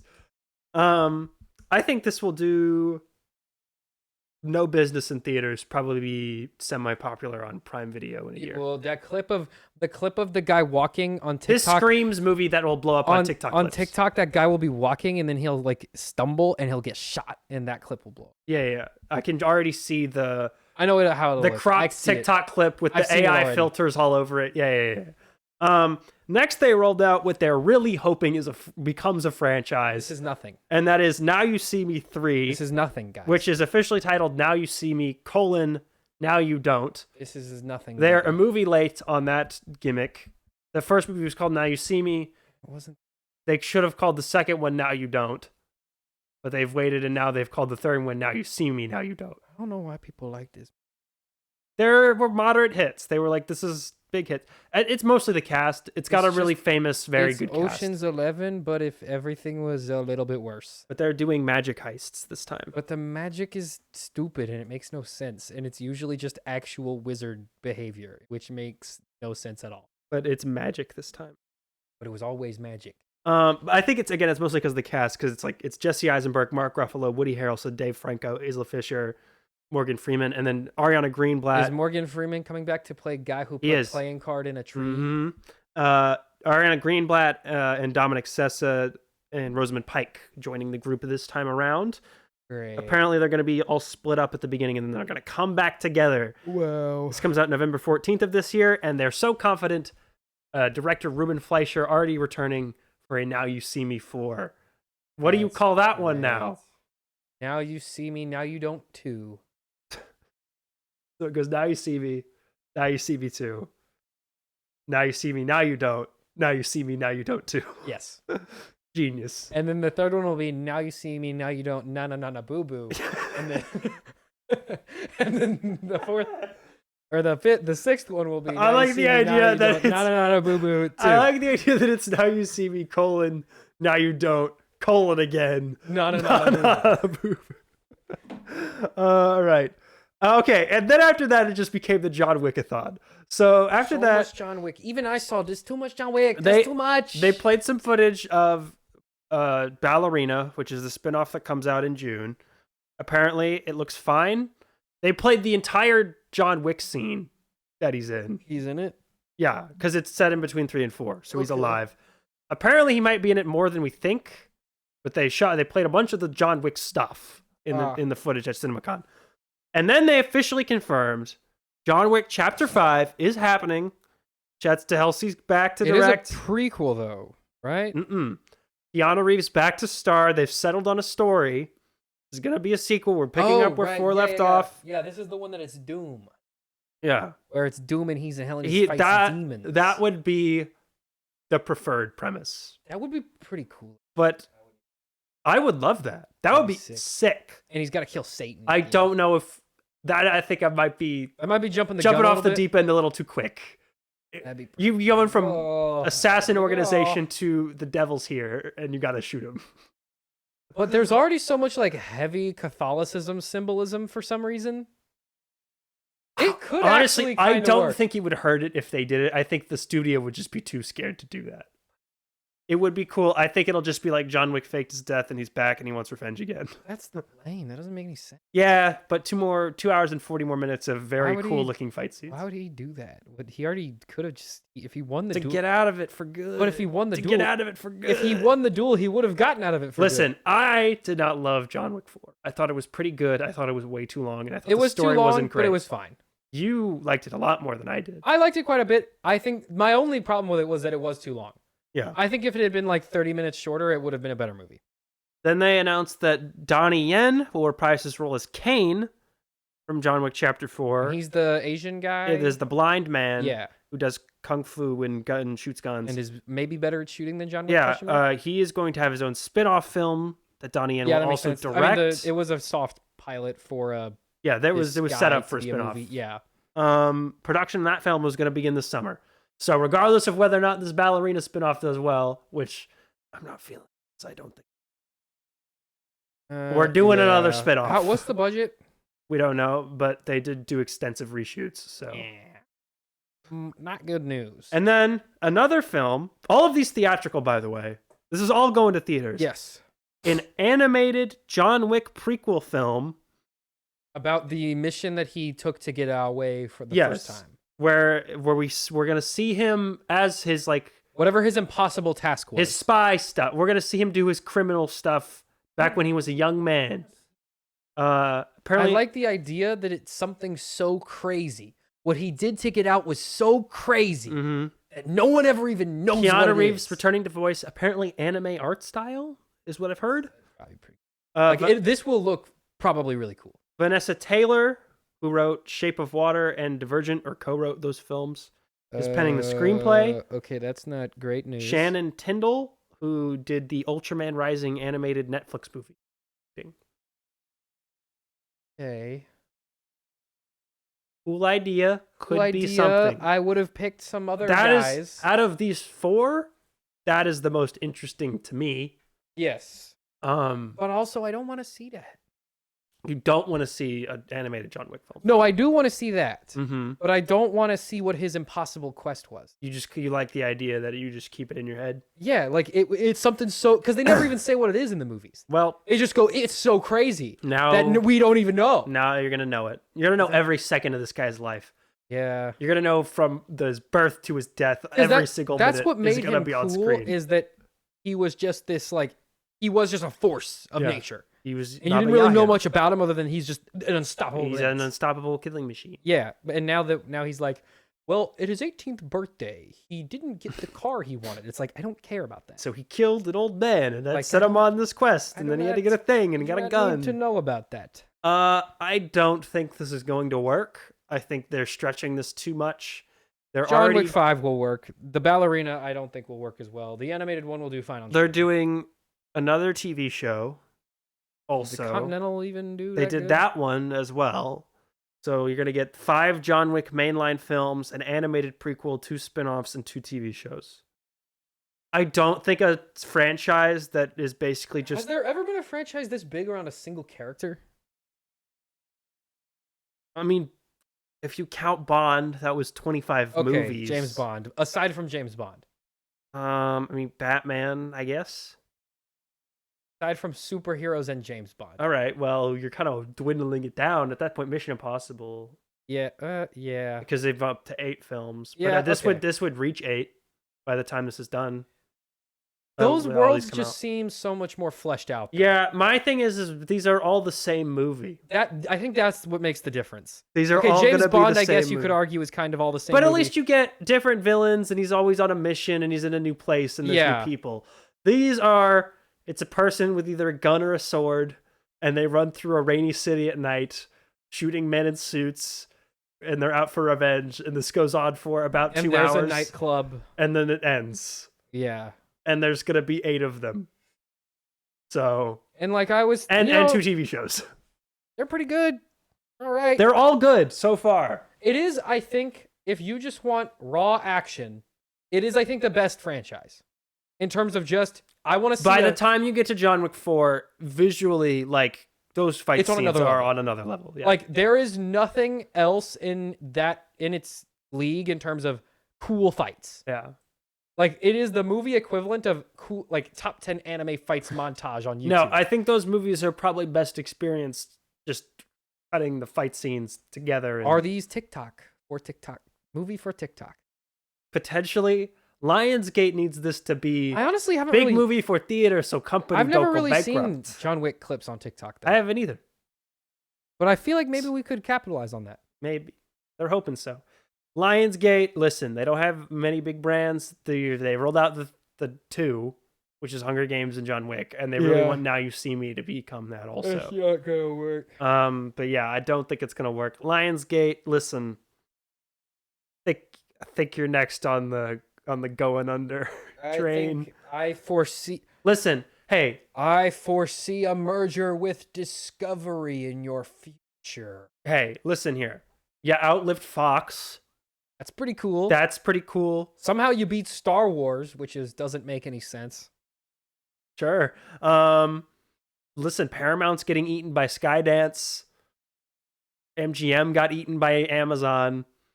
You kind of outlived everyone else. I think you could go away now. They're the last of we fought a good breed. fight, and now it's time to get bought by Apple. I think you've reached that point. Bought by Apple. I think they would eat them up. Didn't Apple? No, Apple works with Legendary Pictures. No, Apple would eat up Lionsgate. Yeah, because then they could roll out their John Wick and Now You See Me spin-off shows. And those kind of have that. Yeah, they got that Apple Apple-y sheen flavor to them. That clean sheen. Everyone wears a suit. Everyone's in a suit. They're all A-list celebrities. Yeah, yeah, that could work.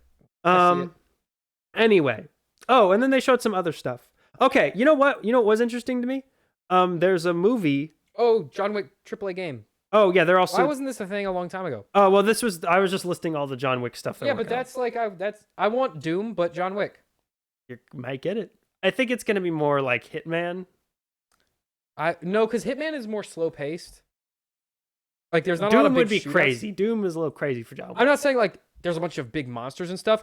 I'm saying the fast pacedness of it, like Uncharted maybe. like where you're dashing through a room and there's guys everywhere, and you're blasting and you're jumping and you're slashing with your sword and you're switching guns really fast. That's what I want. Okay, yeah, they showed footage from 2 other movies. Sydney Sweeney and Amanda Seyfried in a movie called The Housemaid, which is about Sydney Sweeney being tormented by a couple she works for. I could see her. She's probably good at that. And then they rolled out a movie called Good Fortune, which is the directorial debut of Aziz Ansari, who you probably most know from Parks and Rec. Yeah, he's Tom.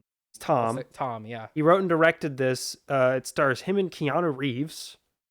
Okay. It is about a budget guardian angel who tries to teach, as Keanu Reeves plays the angel, who tries to teach Aziz Ansari's character that wealth doesn't fix all his problems.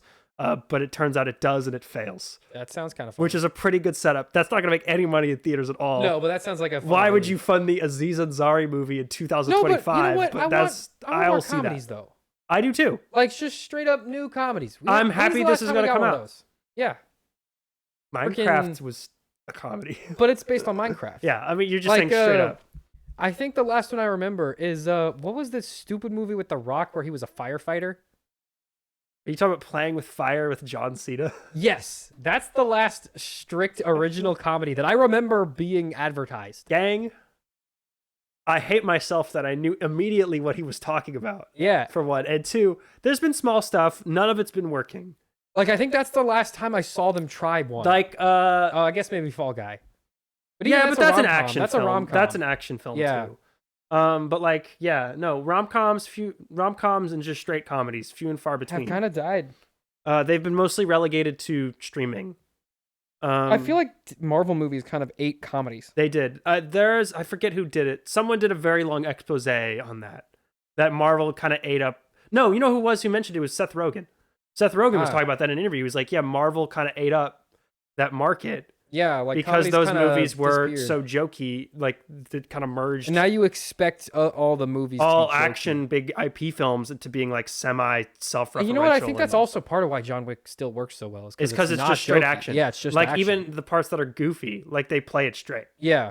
Okay. After that was the Warner Brothers panel, the worst panel, most disappointing. Brought stuff, but did nothing. Let's see. Ryan Coogler, that's not a real thing. Well, he talked about Sinners. Sinners is not a real movie. Sinners looks very good. Bride is not a real movie. They showed 10 minutes of one battle after another. The Conjuring was a real movie. It is no longer a real movie. Final Destination, I do not care. F1, that's a real movie. That'll make money. They showed 10 minutes of F1, yeah.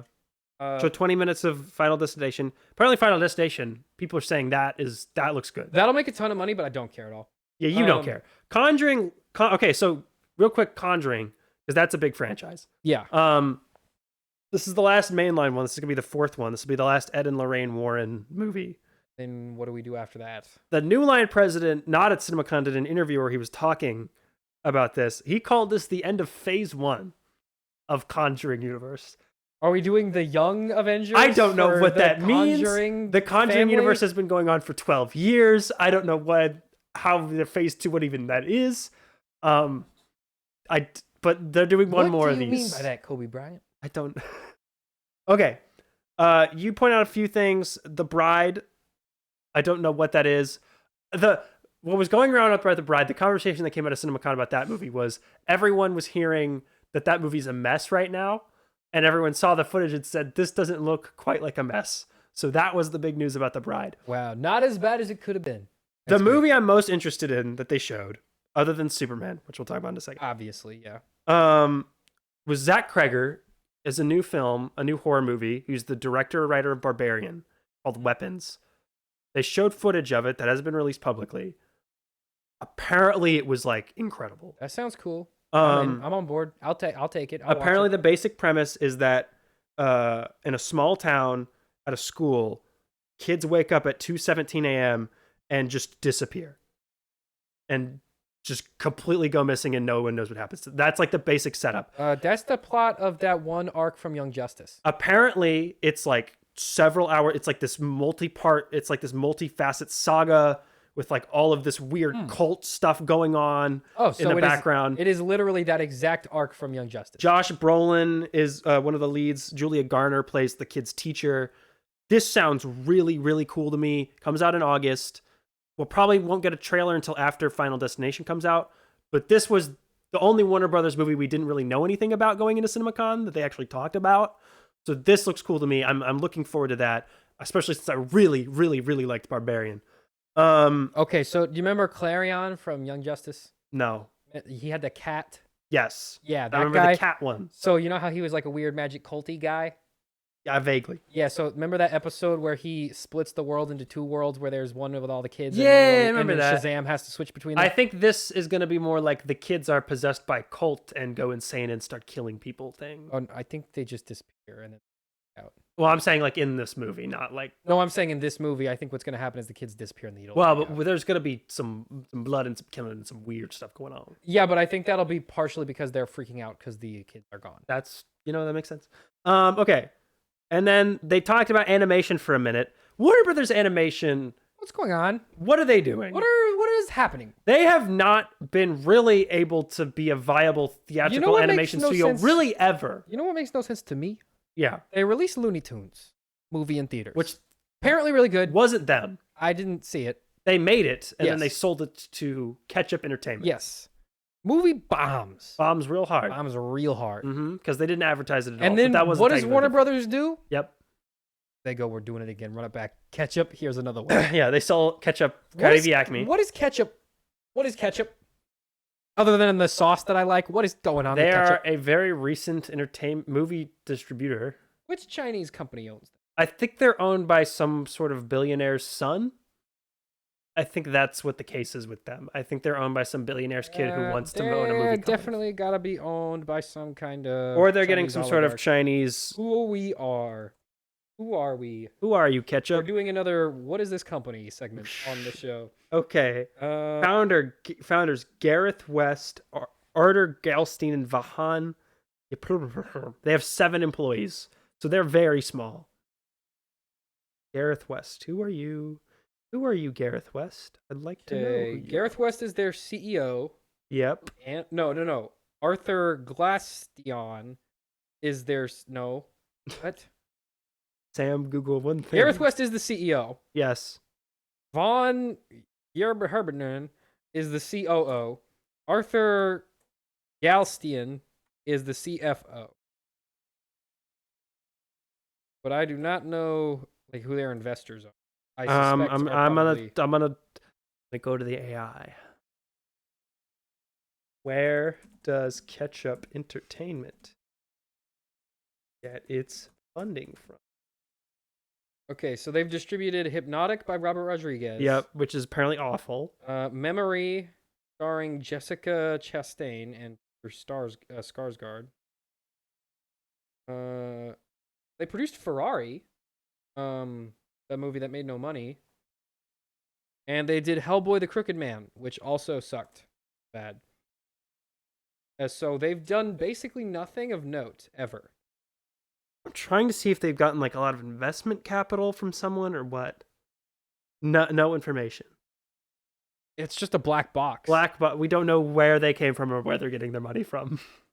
But they exist. Highly bizarre company. Anyway, why were we talking about them? Right, Warner Brothers Animation. So they have really never ever been like actually making viable theatrical animated films consistently.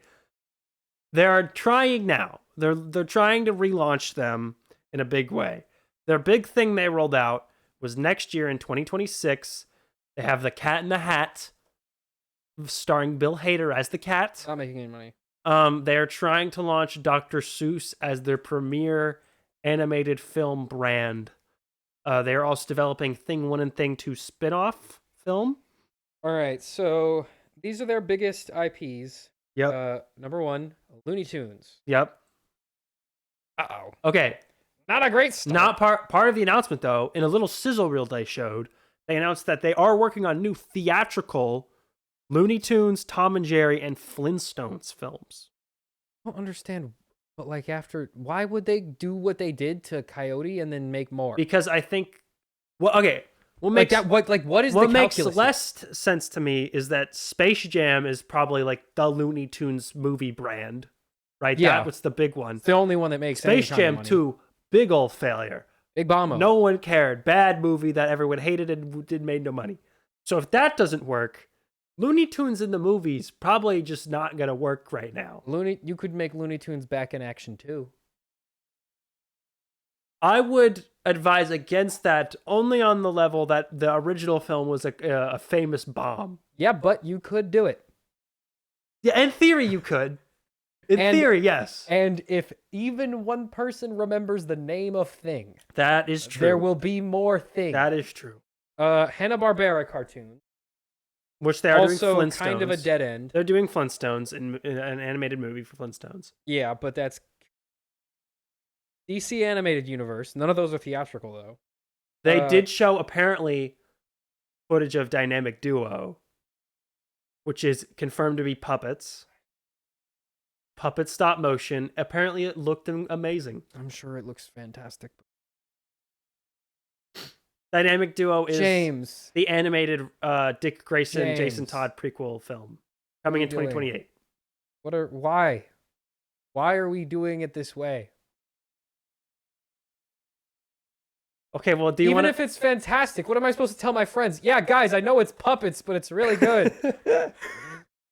Me trying to get anyone to watch a Muppets thing. But even the Muppets, it's like they're at least like they exist in this like irony zone. Yes. No, my favorite thing about the Muppets, this random Muppets tangent, because we've already been going for 2.5 hours. POV Tucker Muppet tangent time. I get to talk about it so rarely. My favorite thing about the Muppets is that they exist in this weird pop culture negative zone. Yeah, like a pseudo-reality. Where everyone just pretends that they're real. We all agreed at some point and even that we're just going to act like the Muppets are real celebrities making movies. Even in the real world, we do that sometimes. Yes. Like Kermit was on The Masked Singer. Yeah, that's my favorite not thing. The voice actor, but like Kermit the Frog. Kermit character. Like they'll show up on late night talk shows and do commercials. Like that's my favorite thing. The Muppets are just real things. They're just actual guys. And they're not. They do things occasionally. That's my favorite. Is Hatsune Miku a Muppet? Okay, I don't know what you just said. The fake Japanese pop star who's actually a robot. Moving on. It's literally the same exact thing. She does commercials and things. Superman. They showed the real ones will know what I'm talking about. 5 footage of the openings of Superman, and we also saw it because it which played they also at the beginning of the Minecraft. Put in front of the Minecraft movie and put online on Thursday afternoon, which was real dumb. They should have at least waited like a day. I didn't watch it. I waited to see it in the theater. I couldn't resist. I was but like, it looks really cool. You should have waited. They did it because Disney was about to have their panel and they were trying to undermine them. Yeah, which was smart. And because it was people were just going to film it and put it online anyway. I think they were also worried about the Minecraft movie's performance going into it. And I think that they have since not. I think they were a little too. And I also think they were like, if it's big, we'll put Superman footage in. Yeah, it's a win-win. Kind of an odd scene. I would not have picked that one. I wouldn't have either. I know why they did. The reasoning was, okay, a couple reasons. One, it's from the opening, so it doesn't give anything away. 2, cute dog. Very fun. Yeah. And Nick went, dog! Yeah. Those are pretty much the main 2. Yeah. I think the reason why this is a decent one to show, that scene with this suit coming out of the ground. And it's like kind of butterfly shaped. And it starts moving around. God, bro. Oh, my. Heck yeah. Dude, this movie is so much aura. People a little complaining about the dog bit. I saw some people upset about the robot writing. Oh, those are people who's like, stupid. This movie's written for idiots. The robot says it has no feelings, and then the robot smiles. Are you stupid?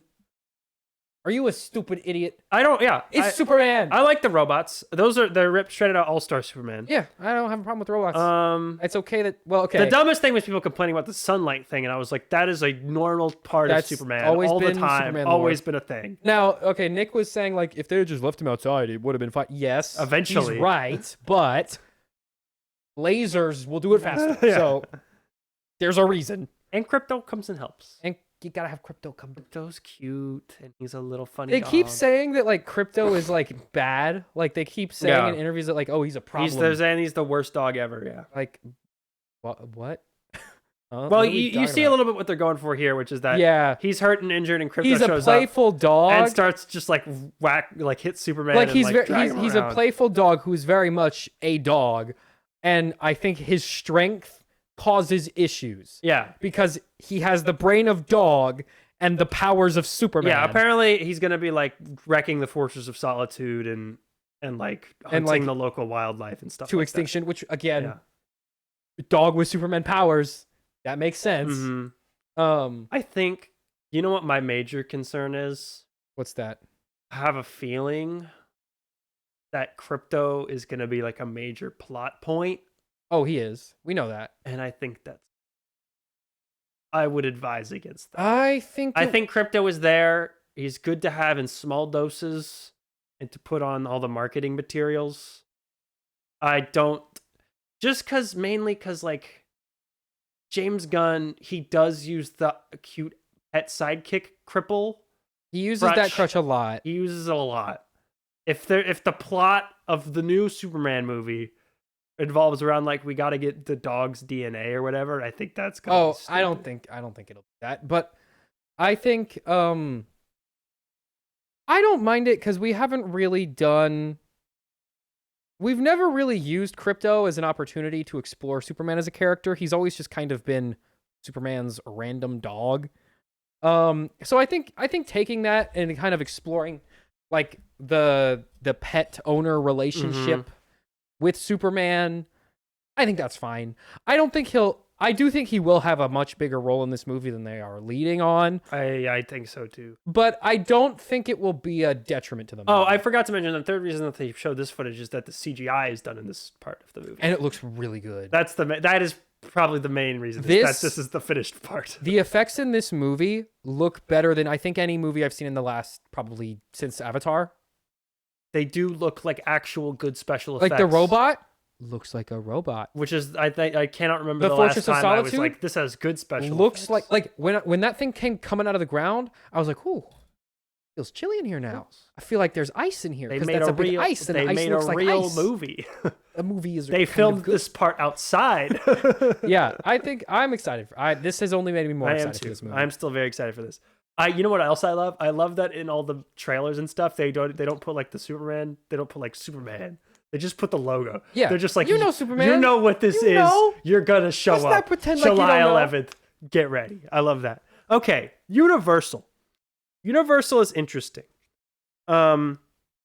Universal they have a really odd slate this year. It's a lot of smaller stuff. Not a lot of their big franchises, because they're big well, they do. Their main thing is they don't have a Fast and Furious this year. They're a year behind on Fast and Furious, but they have Jurassic, which they showed basically the same footage we've already seen of. Nothing really remarkable there. They have How to Train Your Dragon, which they screened in full to attendees. No reviews are out yet, but I guess you can't really spoil it. Word on the street is it's good, but it's the same movie again. It will be okay. I've said which it once. Everyone expected. I've said it twice. I'll probably say it a lot more times because I keep doing it. But if you make a slightly worse version of a really good movie, it's still a pretty good movie. And they have a lot of confidence in it. They're expecting it to be really big because they announced this at CinemaCon. They are fast-tracking and greenlighting the sequel. And they'll make the third one as coming June 11th, 2027. So only 2 years away. 2 years from this How to Train Your Dragon remake, they're going to come out with two. So it's a quick turnaround. They're expecting a big hit. I would think it will too. I don't know how big. I don't expect it to make considerably more than any of the animated films did. I think take the animated movie, multiply its box office by 1.3, and that's what you'll get the box office for this. Okay, That's the Sam movie Sam guarantee. calculation. The original film is a 99% on Rotten Tomatoes. Yeah, it's fantastic. The original film made 495. It's one of the only properties that is an adaptation of another thing, and it's just strictly in almost every single way better.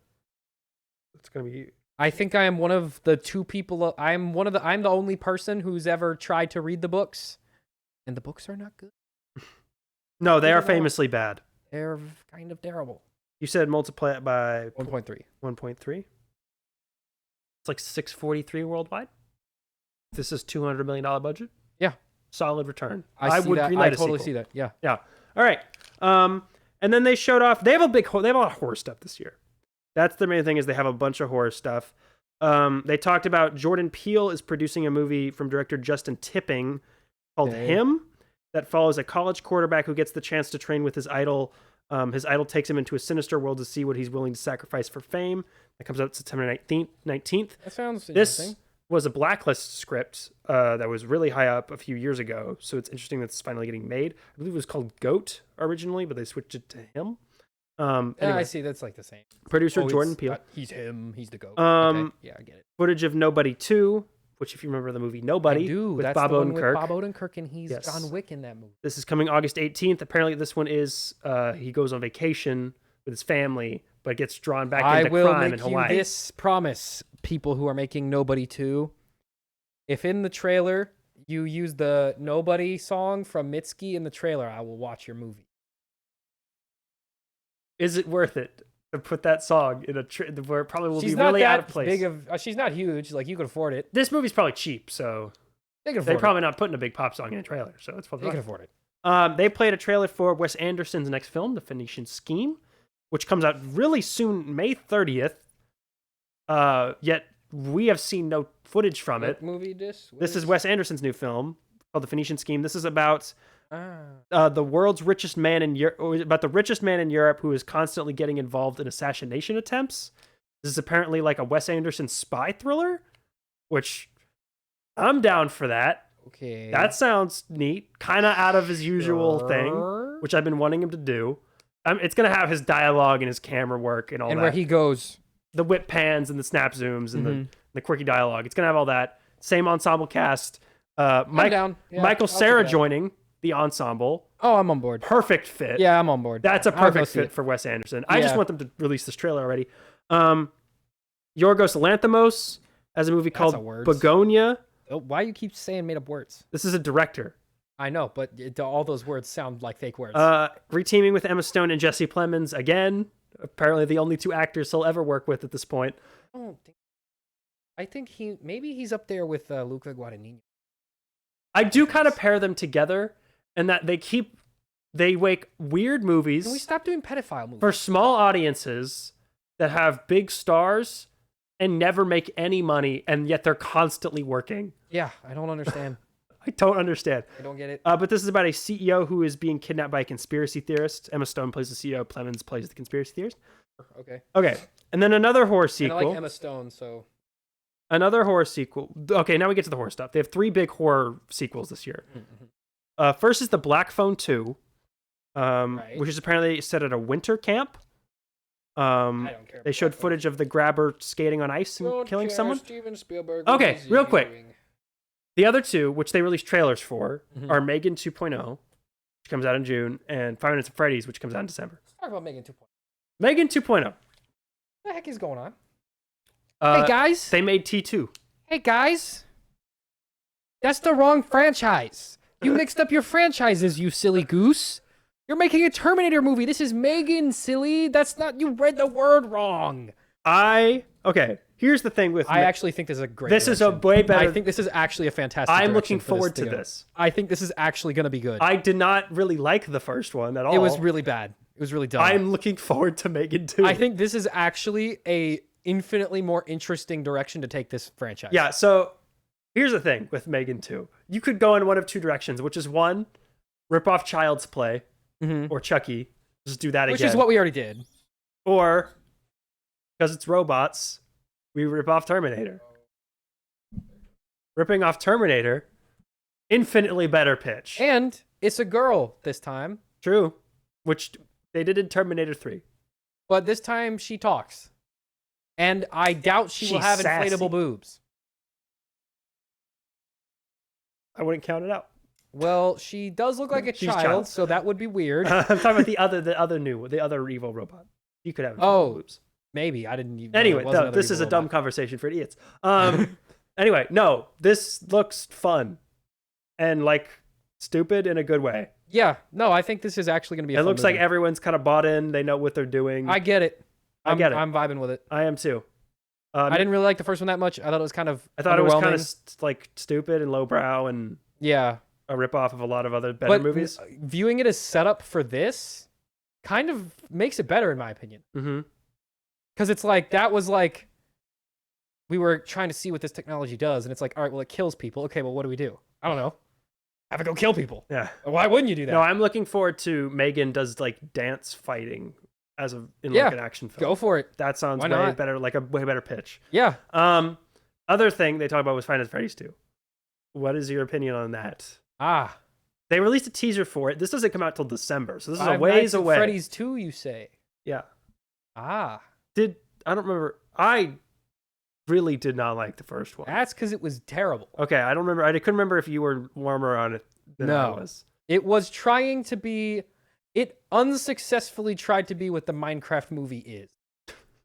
So I would argue that the Minecraft movie didn't succeed in being what the Minecraft movie is. I enjoyed the Minecraft movie a lot more. Yes, but neither one of us enjoyed Five Nights at Freddy's. No, it's a bad. And I'm not looking forward to the second one. I might even just skip it. You're not going to. People did really like it. Did really like Five Nights at Freddy's, the first one. Yeah, but like... I don't even know why. Like, at least Minecraft had some good jokes. There were some okay jokes. It looked sometimes good. Mostly not good, but sometimes it looked fine. Jack Black is funnier than Freddy. I don't think that's a hot take at all. I don't care about this. The only thing I want to point out that was weird about this like announcement was They released a teaser for this, but this movie doesn't come till December, which is a weird date for it. All right. I'm going to pause real quick. Okay. All right, we're back. Okay, yeah. So anyway, what's weird about their schedule is that Five Nights at Freddy's 2, they released footage from, and it comes out in December. Yes. The Black Phone 2, they did not release any footage from. That comes out in October. Yes. The Black Phone 2 set at a snowy winter camp. Five Nights at Freddy's 2, people in costumes during the fall around Halloween time. Why are those two release dates not flipped? Who's in charge of scheduling over there? No, I think they're going to be super invested in FNAF after Minecraft. I think they're going to try to cash in on this and I think it's in a big way.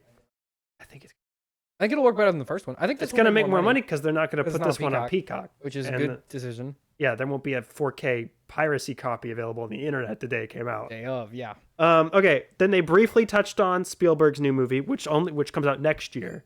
They confirmed it's a UFO thing, which is cool. They're saying this is a return to him making big sci-fi films, which sounds awesome.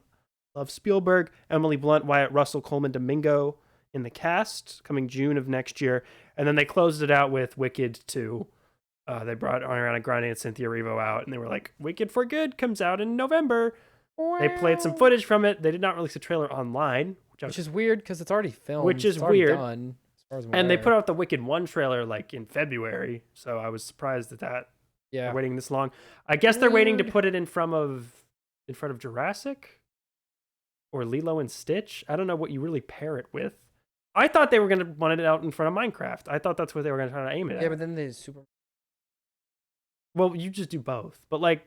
I think the industry wasn't expecting Minecraft. They weren't at all. Yeah. No, they didn't think it was going to be as big.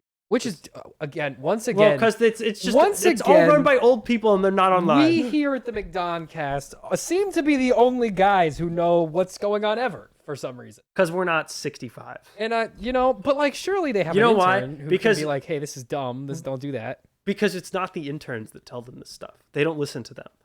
The people they actually do listen to are their kids. So... But the kids know Minecraft. We're able to say this stuff because we just know it.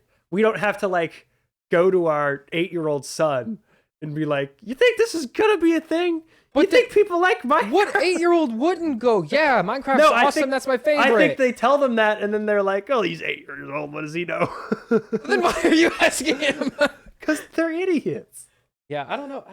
I don't know how this keeps happening. This again, Wicked's gonna be huge. Why would you invest that much in it if you didn't think it was gonna be huge? Nothing ever makes any sense. To them, it was a gamble. To them, they're like, we're gonna put all our chips on the table, and if this blows up, it's gonna be big. In our minds, it's like, yeah, of course you would spend that much on it. It's Minecraft. Like, yeah, I would have put more money in it.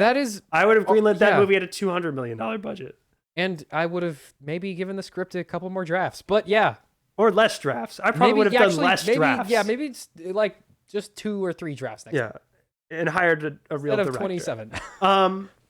Anyway, that was Universal. Even Nick, when we were talking after the movie, he was like, none of the questions in that movie were answered ever. They just kept doing things. I was like, yeah. Okay. I want to real quick do Paramount. Paramount had the shortest one. But they have a couple interesting things. A lot of their stuff is next year. They only have a few more big movies this year. First off, they released a trailer. Wait a minute. There is no swiftness. You can't get a swiftness. Are you just now thinking there's a swiftness potion? But you're just now realizing this. Well, because when I was watching the movie, I was like, oh, swiftness. I know that's like a thing. I know that's a thing. Boots, you can enchant boots. But now that I'm thinking about it, I'm like, wait a minute. That's a potion. Yeah, no, I knew that immediately as I was watching the film. It was like they made that up for the movie. But like it's combining 2 things that do exist in the game. It's just things that are separate. Maybe they're just simplifying it for the audience. And that's fine, because they didn't really do potions. Anyway, Naked Gun trailer coming out August 1st. Did you watch this one? I saw the first part of it where... Oh, actually, no, I think I did see this one. Yeah, I did. What do you think? Liam Neeson? I think I think it's pretty good. The opening joke, I was like, okay. That was funny. Naked Gun girl, and then he takes the thing off, and he's a guy. That was the OJ joke. I was like, pretty good. All right, That's a pretty good joke. I'm on You board. got me on that. And on top of that, I love the part where they're all the sons of the old characters. Yeah, that's funny. And I love that they all just line up and they're just they crying. Yeah, that's funny. a good and except bit. for the guy whose dad is OJ. Except for the guy whose dad is OJ. That's good. I was like, all right, you got me. It's Akiva Schaffer, who is a Lonely Island guy. Yeah. Who directed all the Lonely Island shorts. And Seth MacFarlane's producing, who of course did Family Guy. And we know Seth. everyone knows MacFarlane. him. That's a good pair. That's solid. I'm pretty sure they cast Liam Neeson as the joke that his name kind of sounds like Leslie Nielsen, who was the star of the original films. And if that is literally the only reason they hired him, that's a good bit. But also, he's done the Taken movies. Yeah. And this is I kind think of there's a gonna, fun parody there's gonna on be. that. I think there's gonna be a lot of self-parody of Liam Neeson's own filmography. His own filmography, which is a lot of those movies. I'm looking forward to this. This actually seems kind of fun. Yeah. I think I'm kind of looking. Listen, I want there to just be more spoof comedies and more original comedies. But if it has to be in the sheen of the Naked Gun brand for me to just get a good comedy in theaters, I'm fine with that. And the jokes that we like, that joke with all the dads, that's something you can't do unless it is a sequel. Yeah, like you can't make a joke about it. Yeah, it doesn't work. You have to do that. They talked for a second about Matt Stone and Trey Parker's and Kendrick Lamar's new movie, which just got delayed. What does that mean? But okay. That comes out in March of next year. They were talking about how that is going to drum up some conversations. That movie's going to have some controversies. Wait a minute. You mean that guy known for his, commentary on race relations in America, combined with arguably the two most famous satirical artists in modern history, might drum up some controversy? I was really looking forward to that this year. Even his Super Bowl performance, where he said, "Let's be real, basically nothing," drummed up controversy. Yeah, and he barely did commentary on that one. I'm really looking forward to that. I had a thought. Oh, everyone at the studio is saying this is one of the best scripts they've ever seen in their entire life. I believe it. So yeah, I'm looking forward to that. They showed some footage of Edgar Wright's new film, The Running Man, which is another Stephen King adaptation. This one's starring Glenn Powell. Why so many Stephen King things where they are running in a line? Well, Sam, this is another. He goes on a game show. So it's literally the same thing again, exactly the same. It's about a game show where you're hunted by assassins. So it's literally exactly very similar to The thing. Long Walk. Yes, but this one. Glenn Powell. Okay. Glenn Powell. Sydney Sweeney there too? No. And I don't. But the ladies, they want Glenn Powell. You are nodding because you agree. Coleman Domingo plays the game show host. Michael Cera is also in it. Guy from Domingo from... No. Different Domingo? Different guy named Domingo. Guy who's one a real guy, one not a real guy. Michael Cera's in this. He's coming back reteaming from Scott Pilgrim. Yeah, I know him, but I don't really care. November 7th. For to see this, because I don't think that really matches. They announced the title for the Avatar animated film. It is the... There's an the Avatar, the Last Airbender. Yes. So the movie is called The Legend of Aang, The Last Airbender. Guys. Your thoughts? January 20th, 2026. Did you hire someone from Nintendo to make... I previously believed only Nintendo could make a name so silly. So the working title was Avatar, The Legend of Aang. That's fine. Fine. That's a fine title. Why this? This is a silly goose title. You have made your movies silly and ridiculous. You're a very silly man. Dumb. Why? You're not going to agree with me and you're going to be disappointed. I don't. No, it's not going to do well. I think this is going to bomb. No, it's not going to do well. I don't think the TV audience is going to translate. Yeah, as beloved as the show is, and it is a phenomenal show. Amazing show. Its audience really has never been that big. It grew substantially during over COVID. But I think it's been too long. I think if this had come out 2 years ago... Yeah, maybe this it's could a have been 2D animated movie. Yeah. And it's just not... Audiences see 2D, they go, that's for my TV. I don't go see that. Yeah, that's just not going to play. I think that new cartoon show is going to do well. It'll do fine. I think that's going to do well. These movies they're doing, More skeptical. I'm more skeptical. If they had made Netflix it live show action, was giant. If they had made it live action, it would have. I been agree. fine. I agree. But they're doing that as TV at Netflix for some reason. And that's silly and it's bad awful. and not a good decision. SpongeBob. I said we were going to talk about SpongeBob. I promised you. Back. There's the 4th SpongeBob movie, The Search for SquarePants.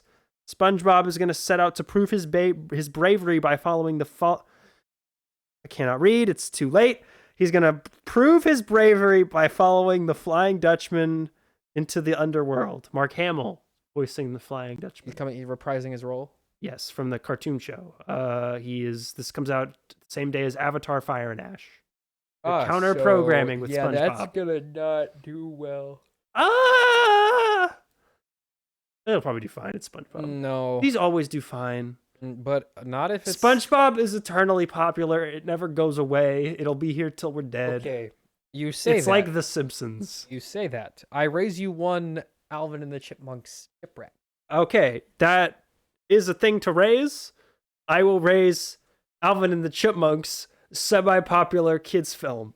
SpongeBob, biggest kids animated property for the past 35 years. Yes, but it's going up against the thing that makes all the money always. But I think those are different audiences. SpongeBob you're taking... But everyone goes to You're see not Avatar. taking your little kids to see Avatar. Yeah, you are. I don't think you are. Everybody... You're not taking your, Everybody goes to see You're not Avatar. taking your 6-year-old to go sit in a movie theater for 3.5 hours with I know 3D many glasses. 6-year-olds who go see Avatar. Those are bad parents. I raise you one... Remember our... I remember that screening. Sophomore year English teacher at school we went to who always tells the story about her very young daughter and how much she wanted that Avatar toy from Disneyland. I know many a hardcore Avatar. I know many of them who are I know children. like 2 people who are very into the Blue People Avatar, okay? And they probably watched it when they were children. They did. But they did not see it in theaters when they were children. That's probably because it wasn't out in theaters. Exactly. Like, I think it's going to come out at Christmas. It's a family... Avatar is a family movie. Okay, but it's going to come out at Christmas. It'll leg out. Even if it doesn't open giant against Avatar, SpongeBob will do fine. SpongeBob is going to do fine. I'm not saying it's not going to make money. Yeah. It's going to not... It's What going to did kind of just... The last one went straight to streaming because of COVID. When did the last movie did 325 worldwide? Yeah, that's pretty good. Which, yeah, that's fine. They showed another trailer for Mission Impossible, which is going to be online tomorrow. Yep. He's doing underwater stunts. That's crazy. He's going above the ground and below the ground. That's crazy. And then Channing Tatum has a movie called Roof Man, which is about a thief that robs 60 McDonald's and lives in a Toys R Us. Okay. Thanks, Kanye. Only 2 left. You only have to sit through 2 more of my spiels. We'll do Disney. We'll save Disney for last. The most interesting panel, or the studio with the most interesting stuff, was Amazon MGM. This is their first time presenting at CinemaCon. Yes, because they have previously not been a company. Yes, they have committed. All their leadership has verbally been out there saying, we're going to put 15 to 16 movies a year in theaters. They are committing to the theatrical window for a reason I don't understand. Wow. They have no IP. 16 movies a year? 15 to 16 a year. About what? That's what I'm saying. Disney doesn't even put up numbers Their like only that. IP is James Bond, which they have just now started working on, so that's not ready for You can only maybe make 2 of those a year. Tops. Tops. You're not making 2 James Bonds. And you're burning it out really fast if you do that. I'm saying, their only real IP is James Bond, which they're probably 3-4 years away from that getting off the ground. I mean, even Netflix owns VeggieTales. Their slate... So, no VeggieTales. So their slate is all just original stuff. They have, 12 movies coming out next year. They're all just, either based on a book or completely original properties. I mean, that's cool, but, none of those are going to make money. The first one they talked about, which they cold opened with, they showed 6 minutes of footage of a movie called Project Hail Mary, which is from directors Phil Lord and Chris Miller of Lego Movie and Spider-Verse and 21 Jump Street fame. I don't think I've seen a movie from them I didn't like. Written by Drew Goddard, who wrote Cabin in the Woods and created the Daredevil Netflix show. Pretty good. Okay. Done some cool stuff. Solid. Stars Ryan Gosling. Okay. Based on a book from the author of The Martian, which is apparently very good. All right. I haven't read it, but all right. Yeah, why not? They're trying to really hide what the premise is, but apparently it's about a biology teacher who must travel to space after the sun begins to erode. Along the way, he makes friends with an ET-esque alien named Rocky. Comes out March of next year. Everyone's saying this looked incredible. Yeah, okay, you lost me there. Yeah? What? It's another Ryan Gosling. Yep. He's trapped AP in space. Bio ET crossover. It's another lonely movie star white man in space movie. But apparently it'll make a lot of money. It's great. It'll make lots of money. Word on the not really. Everyone loves white guy in the space. Whispers. Who's calling you? Don't worry. This is the Whispers are a lot of the tone of this and some of the sci-fi imagery and kind of ideas that might be on display in this might have been stuff that was going to be in their version of Solo that they have kind of like reworked into this movie. Because they were supposed to direct Solo, a Star Wars story, but were fired after it was finished filming. I don't think that is the case. You don't think so? That doesn't make any sense. But if you think about it, Solo be doing any of that? Sci-fi film starring Ryan Gosling character. No, like that. I get the characterization. You could kind of see how that would be a little similar. But why? Like I would never see a scenario in which Han Solo is doing any of this. I'm saying like tonally and like sci-fi concept wise. Yeah, there might be some and rolling E.T. over. Is Chewbacca. Yeah, I see where we're going. Yeah. Okay, and then they followed that up with Michael B. Jordan is going to star in and direct a remake of the Thomas Crown Affair, which comes out next year.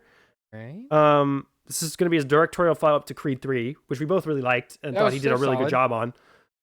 It's about a rich playboy who enjoys stealing art for a hobby, but meets his match in an insurance investigator who they quickly fall in love.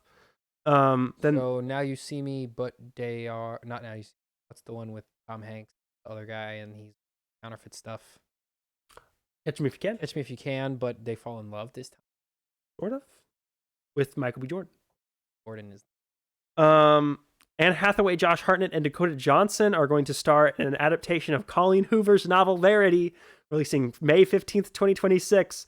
Michael Showalter of The Big Sick is directing. Sam, Colleen Hoover Assance is going to sweep Hollywood. I don't know if you know this already. Yeah, that's the TikTok. This is the TikTok author. Yeah. There's already like 5 different and films. they've already done the ones that have her biggest one well. they did, which was It Ends With Us, and that did pretty good, and that did really good. So these are going to be all over the place now. She's going to be the new Stephen King, but for chick flicks. What? This thing is really pooping itself out it's today. Kind of crap. It's been dying. It's a few years old. Yeah. Luca Guadagnino, his next film. Why does he make so many movies? It's called After the Hunt. Stars Julia Roberts as a teacher. Everyone loves Champion, and I don't get why. You mean Challengers? Ever good. It's the posters fine, right here say. Fine. Yeah, I can't read it. It stars Julia Roberts as a teacher who must navigate the fallout of a sexual assault incident at her college, involving a student played by Iowa Debris and another teacher played by Andrew Garfield. This comes out October 10th. Given the movies that he's made, how do you handle that? Apparently, he has said this will be not as romance heavy as his other films. Okay, Luca. Knowing the way Luca, the themes of his films. Has he ever done... It'll be interesting to see him tackle sexual assaults. I don't think he's the guy for that. We'll see what his range is as a filmmaker. I'm not I have little faith in this. Chris Pratt and Rebecca Ferguson are going to star in a new science fiction thriller called Mercy, which is about a detective who has 90 minutes to prove that he didn't kill his wife to an AI-run courtroom. That sounds interesting. Comes out January 23rd. That'll be huge on TikTok. Huge on 100%. TikTok. I totally agree. This might be, we were talking about it just a second ago, or a second, I mean an hour and a half. Chris Pratt, maybe doing a real movie role. Yeah, that's good. For him. This will be another one of those movies everyone forgets about after a while, though. This next thing, I don't know what it is. It is called 3 Bags Full, a sheep detective story. Oh, this is the one where it's the black sheep and he's a detective, right? This follows a flock of sheep investigating the murder of their shepherd, played by Hugh Jackman. Okay. The sheep will be voiced by Bryan Cranston, Patrick Stewart, and Emma Thompson, and more. This comes out February 20th of next year. Craig Mazin wrote the scripts of The Last of Us and Chernobyl. What? Patrick Stewart's voicing a sheep detective investigating Hugh Jackman's murder. Is it animated? It's a mix, I guess. It's like a hybrid, I would assume. My guess is... Are the sheep animated? I'm guessing they're going to be photorealistic CGI and they're going to talk. Apparently it's based on a novel from a few years ago. This just sounds weird to me.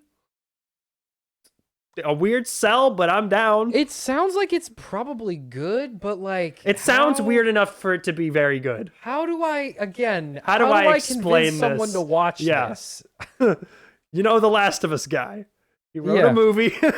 He wrote a movie about talking sheep. You know those sheep from those pillow commercials? Also, if it's a murder mystery thing, it's probably going to be rated R, so you're not getting kids in. Yeah, which is like the prime audience for a talking sheep film. What is it called? Fables. Yeah. Chris Hemsworth, Halle Berry, Mark Ruffalo, Barry Keoghan, and Monica Barbaro are going to star in a film called Crime 101, which follows jewel thefts going around the Pacific Coast while a detective zeroes in on a thief. This comes in 2026. Yeah, okay. Pretty standard crime thriller, sounds like. Okay. Mahershala Ali will star as an assassin dealing with loneliness in Bassam Tariq's new action film, Your Mother, Your Mother, Your Mother. Bassam Tariq was supposed to make Blade with Mahershala Ali, and they have decided to make this instead, I guess. So this is probably what he wanted Blade to is make. Probably not happening, and this is your Blade This is movie. as close as we're getting to Blade. The funny news story that came out about this is that Mahershala Ali was at CinemaCon for the Universal panel to talk about Jurassic World, because he's in that. And then the MGM panel, which was the next day, he sent in a video where he was like, "I'm sorry I couldn't make it. I'm very excited to be talking about my new movie. It's coming next year." It's like, Mahershala, you were here yesterday. Where did you go? Did you just not want to get out of bed? I don't. What happened? Very interesting behavior. Amy Pascal and David Heyman, they rolled them out. They're going to produce the new James Bond. And then they closed it out with their... Okay, well, there's 2 things. Peter Farrelly is going to direct a movie called I Play Rocky, which is about a young... Oh, I did hear about this. A young Sly Stallone trying to make the Rocky movie. Okay. I guess this is their version of expanding that franchise. We were making fun of this on the way back from the Minecraft movie. Yeah. I don't remember where we heard about this movie from, but we were like, I play Rocky. I'm gonna play him now. Is that what the movie's Who are gonna you be? gonna get to play Sly Stallone? Okay, the only person I think that could pull this off is if you were to find an alien from space and you were to put him in a human-shaped robot that looked like Sylvester Stallone. Of course, the only real solution. And then you have him at the same time as he's in this movie trying to figure out how to operate the human robot. Of course. Because that would be more authentic. So, you get an alien, put them in a robot, shaped like Sylvester Stallone, and then you don't tell them how to use it. You don't tell him how to use it. And as he's figuring out the controls, you shoot the Sylvester Stallone Rocky biopic. Because I think that's the only way to it. replicate his energy. That's a heavy burden for any actor. That's difficult. I don't pity who's gonna have to play Sly Stallone. It's a very inspiring story, that movie getting made, because he was poor and destitute and he came from nothing and he wrote that script and he starred in it and it went on to win Best Picture and make him a star. Yeah. So that it's a very good story that could be a fun movie. And then he was Rambo. Again, I don't know who's gonna play Sly Stallone. Then they closed it out. Their big bets next year, their big IP they're trying to launch is next summer. Travis Knight of Laika and the Bumblebee movie, is directing a Masters of the Universe film. Oh, this is going nowhere. They keep talking about this. This is going nowhere. They showed some footage. It's all the characters in their costumes. They showed Skeletor, but they kept his face in shadows, so we don't know what that's going to look like. Jared Leto. Look like a green Skeletor. Jared Leto is playing Skeletor. Our favorite guy. Love him. Favorite actor. That's not going to work, right? No. It could be good. It's a good director. And it's a terrible property. Has any version of He-Man ever been good, even when they try to make it serious? No. People like She-Ra, that Netflix show. But that's because it was the serious one. Are you? Oh wait, which She-Ra are you talking about? The Netflix cartoon. The gay one or the one? The gay one. Oh yeah, that one did well, but yeah, it did not hit the same. But that's target not audience. this either. Yeah. The original cartoon is awful. Yes, famously not great. The live action movie from the 80s is awful. Worse, I would say. They tried to reboot it like twice after that. No one cared. It's never worked. They did that. Netflix made 15. They made the Netflix versions, one with Kevin bad. Smith that people hated because it was too woke. And then there was the one where they killed him off in the first episode. Yeah, that was that one. Yeah. And then they did a CG one. And there was one that was actually woke that everyone just kind of ignores. They did a CG one, but no one cared. Yeah. I don't think this is ever going to work. I don't know why we keep trying to make Masters of the Universe a thing. It's not going to be a thing. Stop trying to make Fetch a thing. It's like a scrap together. It was like a toy line scrap together of like failed toy lines. Yes. It's just like, what dumb action figures do we have lying in the basement that we can say all fit together if we just say it does? It's a dumb toy. It is not with a thing. no story or characters or plot. Like, okay, I view it very in the same vein as like Transformers. It's even worse than Transformers. Like, but yeah. Well, I'm getting there. Like Transformers was a bunch of random, unrelated transforming robot toys from different toy lines that were unified under one brand. And Peter Cullen just had like insane levels of charisma, and so he was able to like cobble together like a functioning series. Yeah, at least or not him, but like the show was good. At least good enough. At least like they were all robots that transformed into things. Yes, there was a single consistent theme. Master of the Universe is just like it's just random. This guy has a sword and muscles, and this guy's face is a tiger. Skeletor. This guy's a skeleton man. He works with a bat or something. And he sounds like this for some reason. It's nonsense. It's a dumb property. It's not real. It was the cartoon that you watched when you before ran out of the cartoon else. You wanted to watch came on. Or if like you just were out of shows to watch. Yeah. This is never going to work. But like we said, MGM has no IPs. So here we are. We try Masters of the Universe. Did they not have just bought like Ninja Turtles? How much is Ninja Turtles? That's Paramount. Paramount's got that wrapped up. They got that sequel coming out. How much would they sell it for? A lot. They're doing a big franchise. They got Seth Rogen on it. All right, let's close this out with Disney. The big D. Tron Ares got a trailer. You think it looks dumb. I think it looks cool. I don't like the idea. It looks great. I don't like the idea. What do you hate about the idea? I don't want Tron guys coming to the real world. That's silly. I think it doesn't make any sense. It would be cool. But like, how does that work? We're gonna have to see it in the movie. Like when you're from real world and you go to computer world, and they have magic technology, that's fine. It's in the computer world. It's not real. When you take that technology out of computer world and you put it in the real world, a lot of the like world building of Tron is taking computer concepts and trying to make them physical in a physical space when there isn't one for computers in the real, like discs being weapons, like the way that memories work in their world, the way that the technology works. All of it is allegorical for computer things. How does that make any sense when you pull it out of computer world and put it in the, like, okay, that guy had his light bike on, like, we're going on the highway, right? Yeah. If he activates the light trail and drives in front of a car, does that car de-res when it crashes into it? Why would it do that? The car gets cut in half, like in the trailer. Yeah, but like, why though? Because it's like lasers. But the laser is like a real laser. Why is it able to do that? How does it do that? Okay. When we take the technology real quick, when we take the technology out of the fantasy and we put it into the real world, Now we have to explain how it works. Sam, this is a movie where a man gets sucked into an arcade cabinet and runs around. Yes, but that is one piece of technology, and the whole premise of the movie is that this is like bonkers out there future technology that only this guy has access to. Hey, maybe we'll explain it. I don't... Listen. Like, what do they do? This movie should not exist. Financially, I don't know how they tricked them into making this. I'm not a huge fan of the director. I think it'll be cool. I hate the lead actor. Who's the lead actor? Jared Leto.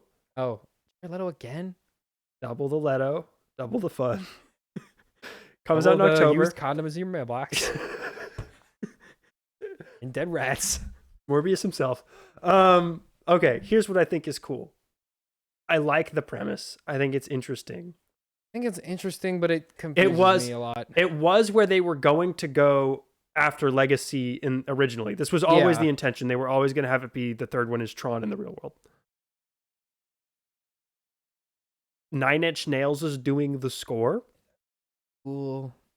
Like, and I like the rest of the cast. It's Evan Peters and Greta Lee and some other people I really like. Like, I don't have any issues with the movie, really. Visually, it looks it awesome. Looks fantastic. The suspension of disbelief when you're doing, instead of going from real world to person goes into fantasy world, when you go the opposite, the suspension of disbelief is a lot hard. You need to do a lot more explaining for that to work. And I don't know how that's gonna work out. They will explain it to some extent. Yeah, they have a decent crew. Like, I have no doubt that they'll be able to do it. I just, it's not as interesting to me as the other way around. What if I told you Hassan Minhaj film? Then I would go, that he's an doesn't actor? make a lot of sense. What if I told you Cal Kestis himself, Cameron Monaghan? Well, he's pretty cool, and I've only ever seen him in Star Wars video game. And in the movie Click with Adam Sandler. I didn't see that movie. Did you not see the movie Click? Oh. Is he in that? What is he, like, He 5 plays like in an that annoying movie? little kid, yeah. All right. Okay, the rest of the Disney panel. That was the only trailer they released online from this. 20th Century and Searchlight came out first. They talked about Predator Badlands for the first time, revealed the logo. Yeah. Dan What's Trachtenberg, that one? who's the writer-director of Prey, is coming back. This film is set in the near future on an alien wasteland. I don't care. Where an outcast predator teams with two sisters, played by Elle Fanning, to hunt something that can't be killed. Yeah. So this one is Predator teaming up with human to hunt. It's in the future. Different thing. That's lame. It's on an alien planet. That makes it even more lame. That makes it lame to you. Yeah. Interesting take. It's cool when... Coming out November 7th. The thing I like the most about Prey is it's like, how on earth do you deal with that if you have no cool technology? Right. If you're in the future and you have infinite access to space technology, well, realistically, I think they're going to be trapped on like an alien garbage planet where they don't have access to that. And why bother setting? Because you're in space. And have it just with aliens. Why are there humans there at all? Well, because the human actors you have to have human people in the movie. Lame. I want it to be where they do. I want a bunch of Predator movies where we fight a bunch of different random people in different time periods. I want to see where they fight a caveman. I want to see where they fight a 16th century Spanish conquistador. There's going to be an animated anthology film on Hulu this year that will cover that. I want to see one where he fights George Washington. I want to see one where the presidency? Yes. I want to see one where he fights a samurai. And I want to see one where he fights a knight. And I want to see one... Okay. So this sounds cool to me. Mm-hmm. You just want to see Prey again, but in different time periods. Yeah, I think that's a cool idea. You know what? They're going to give you that. I know they will. Because if this doesn't work, they'll just go back to that because it works. And that idea doesn't even sound that bad. Like, no, it sounds cool. It's unstoppable force meets an unmovable object. Yeah. That's inherently interesting. What if Predator decide to be good guy? But also, we did that with Alien vs. Predator already. A little bit. So... But, we're not constrained to alien stuff. So yes. we can do whatever we want. But we kind of still are. because they are, as well, far it's as I'm aware, aliens, still in the same universe. but this will not be a xenomorph. Yes. So yes. They showed footage of this Bruce Wait a Springsteen minute. biopic. Hang on. Yes, Hang on. of course. If xenomorph is the ultimate life form, and they say that a lot. Yeah. And this thing's unkillable. Just patently, we're The saying Predator? it's unkillable. Yeah. No, he is killable. You can kill a predator. No, not Predator. The thing they're hunting. Yeah. If it's unkillable, whatever it is. previously unkillable, because they're going to kill it in for this dramatic movie. effect. Yes. Then why don't we clone that one? Why are we making xenomorphs? I think you're a little too concerned with the cinematic universe tie-in part of this. Well, okay. I should be allowed to be a little bit like, how does that work? I'm not particularly. I don't think They say it a lot. They say it so much. You know what? When they announce the next Alien versus Predator, which is going to happen at some point, then we can discuss that. I feel for now, we just leave it be. I'll let it be its thing for now. But there's enough how does that Alien work? and Predator stuff going on alone where we can just wait a little bit. Alrighty. Anyways, what's next? Bruce Springsteen biopic, Deliver Me From Nowhere. Jeremy Allen White is Bruce Springsteen. Jeremy Strong is his manager. Okay.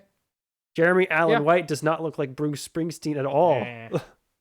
Can he sing? Maybe. He doesn't need to sing. It's Bruce Springsteen. This is about... Got him. Got him. Take that. Take that, One of the Bruce. most popular and successful musicians who ever lived.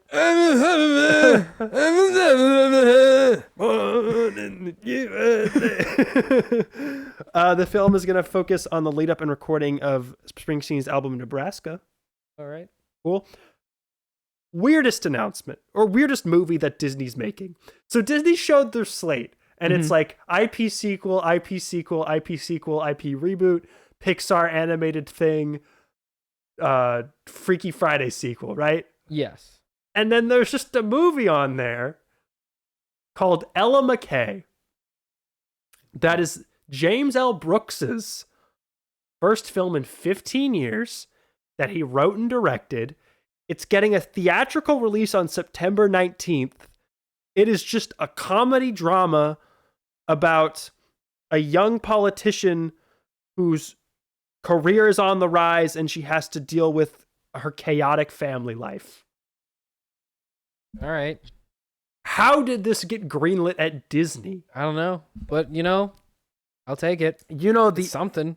Emma Mackey is the star. Woody Harrelson, Jamie Lee Curtis, Ayo Edebiri, who is Jamie Lee Curtis is doing so many random things. Ayo these Edebiri, days. who's in every movie now. Why is Jamie Lee Curtis doing so many weird things nowadays? I think she's just at the point where she's like, I'm gonna be retired or dead in 5 years. I'm gonna do some weird did stuff. Borderlands. She won an Oscar for Everything Everywhere All at Once. Didn't win an Oscar for Borderlands. She did not. She didn't deserve the Oscar for Everywhere All at Once either. That didn't really make a lot of sense. But They gave her that award because she's named Jamie Lee It Curtis. was her They couldn't have given her award for literally Pamela anything Diamond got else. Snubbed.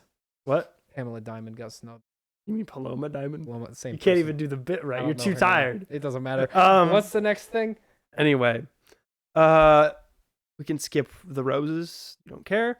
What is The Rose? It's a remake of War of the Roses with Benedict Cumberbatch and Olivia Colman coming August 29th Okay. from director Jay Roach and screenwriter Tony McNamara. Then Marvel came out. Big M. The big boy. M. Big- Kevin the big Feige was one. like, here's some footage of Thunderbolts you've already seen. Here's the cast. It comes out in a month. Who gives a crap? And then Fantastic Four came out, and they were like, here's an exclusive trailer. Look, it's Silver Surfer. Oh. Weird, I haven't seen it yet. Yeah, that seems like something we should have seen by now. He's kind of a big guy. We'll see it probably. Why did they even show it to us at all if they were going to I not don't show it to us know. till now? I don't know. But he was like, look at that. what's That's going on? cool, right? What are you doing, Marvel? Also, Sue Storm is going to be pregnant in this film. Didn't they already say that? They were hiding it, but now we know for sure. But we already knew that. We already knew that. So that's happening in July. Apparently, that was the biggest thing in the room. Everyone was very excited for Fantastic. Well, Silver Surfer's a big guy. Even on his own, he's a big guy. How well? You know what? I'll save it. Our summer movie predictions thing is coming up soon. Oh, yeah. So we're gonna have I feel to like we just did the last one I not know. that long ago. We're gonna have to decide how well we think Fantastic Four is gonna do. Will it be big or big or not as big. People seem to be excited about it. People seem to be hype. Okay, and then he talked for like 1 second about Doomsday. He was like, "We haven't revealed the whole cast yet," and then he was like, "The film is going to focus on the Avengers, Wakandans, Fantastic Four, Thunderbolts, and X-Men all teaming up to fight Doctor Doom." Halle Berry, who was at the MGM panel, was asked about coming back as Storm, and she was like, "No, I'm not doing that. I'm not coming back. Don't look for me."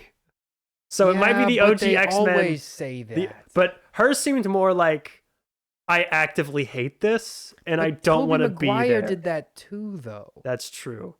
The question is, Tobey Maguire, right, demands giant check out of the Spider-Man budget. Well, understandably How much money can they physically allot to Halle Berry, when the Avengers Doomsday budget is already $1 billion? Well, I would say we already spent $1 billion. What's $1 billion more? What's $1 billion more dollars? Sell those theme park tickets. That's the only way to pay for the movie. Then Pixar and Disney came out. They both have one movie this year. Pixar has Elio on June 20th. It seems they've just decided to abandon that film. They just don't care. Why is it actually a movie about the Air Force? That confuses me. I'm interested to see where you got that impression from. Well, so you know how in the trailer, how every scene that's on Earth that isn't with Elio on screen is in an Air Force base? I'm assuming that's because it's aliens. And they're like, there's UFOs. Tucker, you idiot. We have the Space Force now. Maybe that is the Space Force. Maybe that is the Space Force. The reason we made the Space Force is so it's not the Air Force anymore. Maybe that is the Space Force of the movie, and they just have the same. Say Air Force for some reason. To say Air Force? Have Air Force badges and big Air Force logo on the building. Well, maybe everything. Do you not know what the Air Force logo looks like? It's probably on the wall in here somewhere. No, I just see a picture of a moose. I'm sure somewhere on Papa's desk is an Air Force something. Anyway, who cares? Oh, and then Zootopia 2, which is going to make $1 billion. Kate Kwan's voicing a snake. I'm excited. Quentin Brunson's voicing their therapist. So, yep, they're in therapy. November 26th. Is it canon?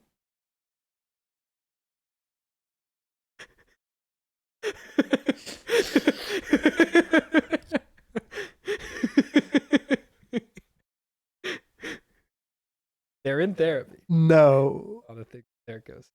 Is it canon? No. Could it be canon? Will the fan art exist? Yes. No, they can't do that. Well, obviously they can't. Like, you'd have to address the implications of that. But could you imagine? I don't need to. Other people have for me. And it's against extremely my will. on model for some reason. Why is it so detailed? Why is it so flawlessly recreating the art? Why does it still exist? You know there's 2 sequels? It's been 9 years. He wrote 2 sequels to that comic book? He wrote 2 sequels. And they're like, this art is equally as good.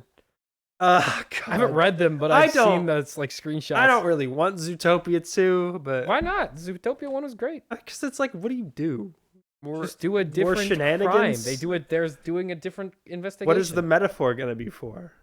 To have it be just do it. It is funny to me that their whole thing with the Disney these days is they're like, it's gotten too woke. The messages have gotten too blatant, and we got to focus on the story. Zootopia, which was a movie that came out 9 years ago and was the most blatant, was easily. super financially successful. Probably the most blatant social metaphor a Disney movie has literally ever had. Because the issue is not commentary. The issue is the feeling of superficiality. Yeah, about the commentary. For example, Snow White didn't really have any commentary, but people superficially associated it with that commentary. Whereas Zootopia, even though it was really heavy-handedly doing commentary, it was earnestly trying to say something. Yeah. And so it came across as less cringy. I really think that's the main difference. Well, this new one is about snakes running amok. So I'm honestly fine with that. I think what does that mean? They do Italian mob boss and it's snakes. Ooh, fun. Yeah, snake mob boss. Snake crime. This will probably be better than Moana 2 because this was not a television show. Snake cartel. Do we do cartels? Yes. Are they going to get Because deported? Who is Zootopia Donald Trump? What the animal is lion Trump? guy. The lion, right? In Zootopia world. Oh, like what animal would he be? What animal would he A be? hippo. Okay. He's big. He's got a big, strong jaw. He's still got the fake hair. Yeah, he's got a toupee. Yeah. Hippos don't have hair. Mm-hmm. But he's like pretending he does. Yeah, no, a hippo. Does he have a spray tan? No, but he will in one scene face plant into like an orange cake or something. Yeah.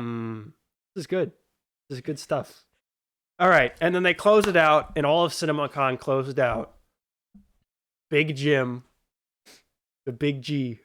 The Big J? Who's Big Jim? The Big J. Big Jim himself, James Cameron. Oh. Not Jim at all. Sent in a video because he's in his submarine. He doesn't show up. He's in a submarine. He sent in a video where he was like, guys, Avatar Fire and Ash is coming this year. It's going to make $1 billion kajillion because it's me, James Cameron, and I just do that. I just get to do that every time. He talked about how the new Ash people will be the primary antagonists who are former Na'vi consumed with rage and who live in a volcano. I'm honestly cool with that. They have apparently undergone incredible hardship, but it's made them vengeful and bitter. Sure. Probably from living in a volcano. Or under the colonial oppression of the Space Marine. And it's probably real hot in that volcano. And they are choosing to live in a volcano, which is probably not ideal for their skin. And then they showed footage to attendees that also had a new group called the Wind Traders, who are like these Na'vi that fly around on these like hot air balloon ships who get attacked by the fire people. Hang on. Mm-hmm. So in Avatar, yes, we call them like a nomadic tribe. Yeah. So air nomads, almost, sorts, are attacked by a vengeful, bitter, fire. Call them like a nation, like a nation of fire guys. Yeah. Who are bad. And then there's like some like water ones and like earth ones that are like kind of more less neutral, really. Yes. Yeah. And then like they probably like attack them, and then that's like they need and then there's like only one of them. They need a guy named the Avatar to come in and unite all the tribes. Yeah. And he has the power to ride a big walrus. Yeah, I don't know. That's kind of where the metaphor ends. See, I don't think he's ripping off Avatar because I don't think James Cameron has ever seen the TV show. No, but it's weird. James Cameron weird that it happened has twice. self-admitted that he does not watch movies or television. I believe that. He's in his submarine. Because he says that his dreams are entertaining enough. So that's weird, but I think I believe him. Yeah, I believe that he thinks his dreams are so incredible that he doesn't need to watch films. Well, he imagines the Na'vi and he's like, yeah. Listen, I wouldn't call myself a hater. I am an Avatar. I'm Avatar neutral. I'm an Avatar not care. I think really they that much look about cool. her. I don't really care that much. Yeah, I don't care. This sounds cool. You know what's sad? This sounds not like he's made the first Avatar again, which is my main problem with Avatar 2. Because even Avatar 1 is Avatar 1 twice. Yes. And then he made it And then he did it again twice. But longer. Yes. This one is going to be longer than that film as well, but at least maybe this will be a little bit different. Maybe something different will happen. Maybe they'll ride big lizards instead of a fish. The saddest part to me about not even so much Avatar, but like the world of Pandora, is that it feels less fleshed out than Arrakis, which is literally just a desert. Like from a biology standpoint. Well, okay. I think on paper, I think it's all super thought out. I think he knows what everything is, but where we everything never get any of that. how everything works. I think the main reason, Avatar 1, you're introduced to all that, so you can't really dive that deep into it. Why not? Why can't you have a biologist character who's like? Well, they do. I mean, they do a fair bit in the first one. They talk about the Na'vi, but that's basically. But like, there's how they work and their whole like tribe and traditions and how they interact with the world. Like the culture is getting very introduced. Yeah. Avatar 2, you should dive deeper. I think the reason Avatar 2 doesn't. They spend too much time in. It's because they introduce so many new characters. Yeah. That they're way too busy focused on them and not enough on the world. Because the world to me is the most interesting part I of think these now movies. that we know all of his annoying little kids, we can move on. We can move on to look at the cool Ash people living in a volcano. But he's got more kids now. We'll have one less kid because his kid died at the end of Well, Avatar he will 2. have replaced him with 2 kids. You think so? But it'd be funny. No, I think we're going to dwindle the number of kids. Yeah, as the we got to films reduce go. the characters. Yeah. I think Although we Jake- are I think adding... maybe Jake dies. We are adding Michelle Yeoh in Avatar 4. Not in this one. Sigourney Weaver's still playing a teenager, even though she's like 75. Well, that's that's what she does. Did they gotta do resolve that. the fact that her body is like in cryo sleep or whatever? No, she died. No, she's in like a coma. No, she became part of the magic tree, and then she was reincarnated into that girl. Yeah, she's the chosen one, right? She was put into a coma. She's but then, Jesus. Was Yes. that what they were going with? She was Yeah. put into a coma to save her from dying, And she's Jesus. and then they had to move her, and they couldn't put her on the right. She magic was like the gas Avatar was like a anymore. virgin. That Navi was like a virgin birth or whatever. Yeah. No, they couldn't put her on the respirator anymore. So they like put her on the ground, and the ground sucked her into the tree. And then she was reincarnated as Jake's kid. Right. Remember Spider? Yep. Was it Jake's kid or was it a virgin? No. birth? I think it was a virgin birth. I think it was like her Navi body Got pregnant with her. got pregnant with her spontaneously. Yes, yeah. Was that So she got reincarnated by the magic tree. by the magic tree as a virgin birth and is going to be Jesus. Avatar Something Jesus. like that, yeah. Even though Jake Sully is also Avatar Jesus, but there's 2 Avatar Jesus. Unclear. I am looking forward to this. Yeah. Okay. I'm not looking forward to the $30 ticket I'm going to have to pay to see this in IMAX Yeah, 3D. because that's lame. But, And they're gonna do that thing where like I only have you to can't use your movie credit on this one because it's too cool. I only have to see one movie in 3D every 3 to 4 years. And So, it's these. so yeah. I'm fine with it. That's fine. Yeah. That was CinemaCon, baby. Yep. That's all. Is that all? No, that's all the news. You can officially go to bed now. Yep. We talked about Well, Nintendo. you still have to drive me home. You can sleep on the couch now. I can't because I have class. All right. Thank you, everybody, for listening. There will probably be very little news this next week because I hope so. they blew their loads. But maybe there will be lots of news. Hate, genuinely, that movie studios will just sit on their butts and announce nothing for weeks at a time, And then announce a billion along things with at the once. gaming studios, and then on a random week in April, they'll just be like, It's let's just time- all do it now. It's time to put all the news out Just right do now. it this week.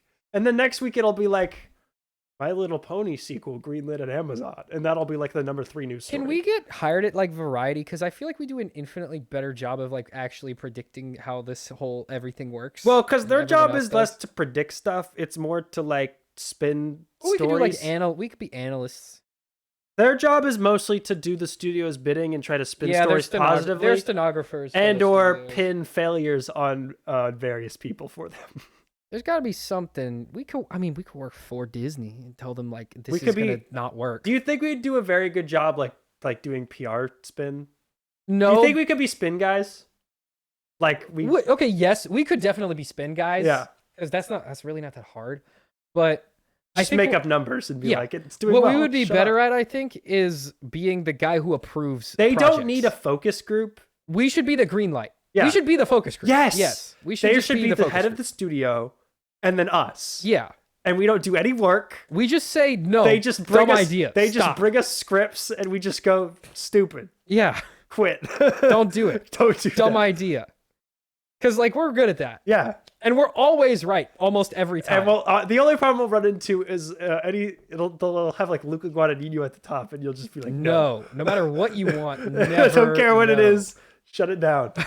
They'll say Sergeant Rock 2. But okay, think about it this way: if I'm Warner Brothers, Right. and I have the option between my company definitely making more money always, or Luca Guadagnino doesn't get to make 2 movies, I would pick the other one. Your options are Batman film, Sergeant Rock. Yeah, And you go, which one will be profitable? like my job should be James Gunn's job, and I feel like I would. Oh, the executive part, Yes. not the directing. He's definitely I a better could not director make and writer Superman. than me. 100%. He is better at that than me. But I am of the opinion that I am probably better at picking projects yeah. than him. Which is also supposed to be Peter Safran's job, and I guess he's just Okay, so slacking that's off. what my job should be. I should have Peter Safran's Well, because he's job. supposed to manage like the studio part, Yes. which I think I would be. You know what? I should have Kathleen Kennedy's job. Yes. I think that is the one I would very be the little best at. creative input, mostly just telling people no. Yes. I am great at being no. Why are we making the Gaper Bingzoid Disney Plus series? No. And why is it going to cost $320 million? I don't care if Jinky Minus has a higher midichlorian count. We're not making it. What I think we'd also be good at is like online criticism. Like that's a big thing with the studio heads is they're always like, we face so much online backlash. Me and you would be so We'd just be like, no, we'd just so be good at like, well, I don't give a crap. Yeah, like you're shut an up. idiot. No, shut you're up. the dumbest guy ever. Like, you are dumb. We're I'm gonna sorry. make the Clipboard Bigzoid movie. No, I promise you. We would not be making that. I promise you, the Elon Sleaze Bagano movie is gonna make $1 billion. And you know what? It would make $1 billion. Not literally, but whatever that the is, version metaphorically, would make $1 billion. The version that we would greenlight would make $1 billion. If we got to greenlight the Halo movie, it'd make $1 billion. Easy.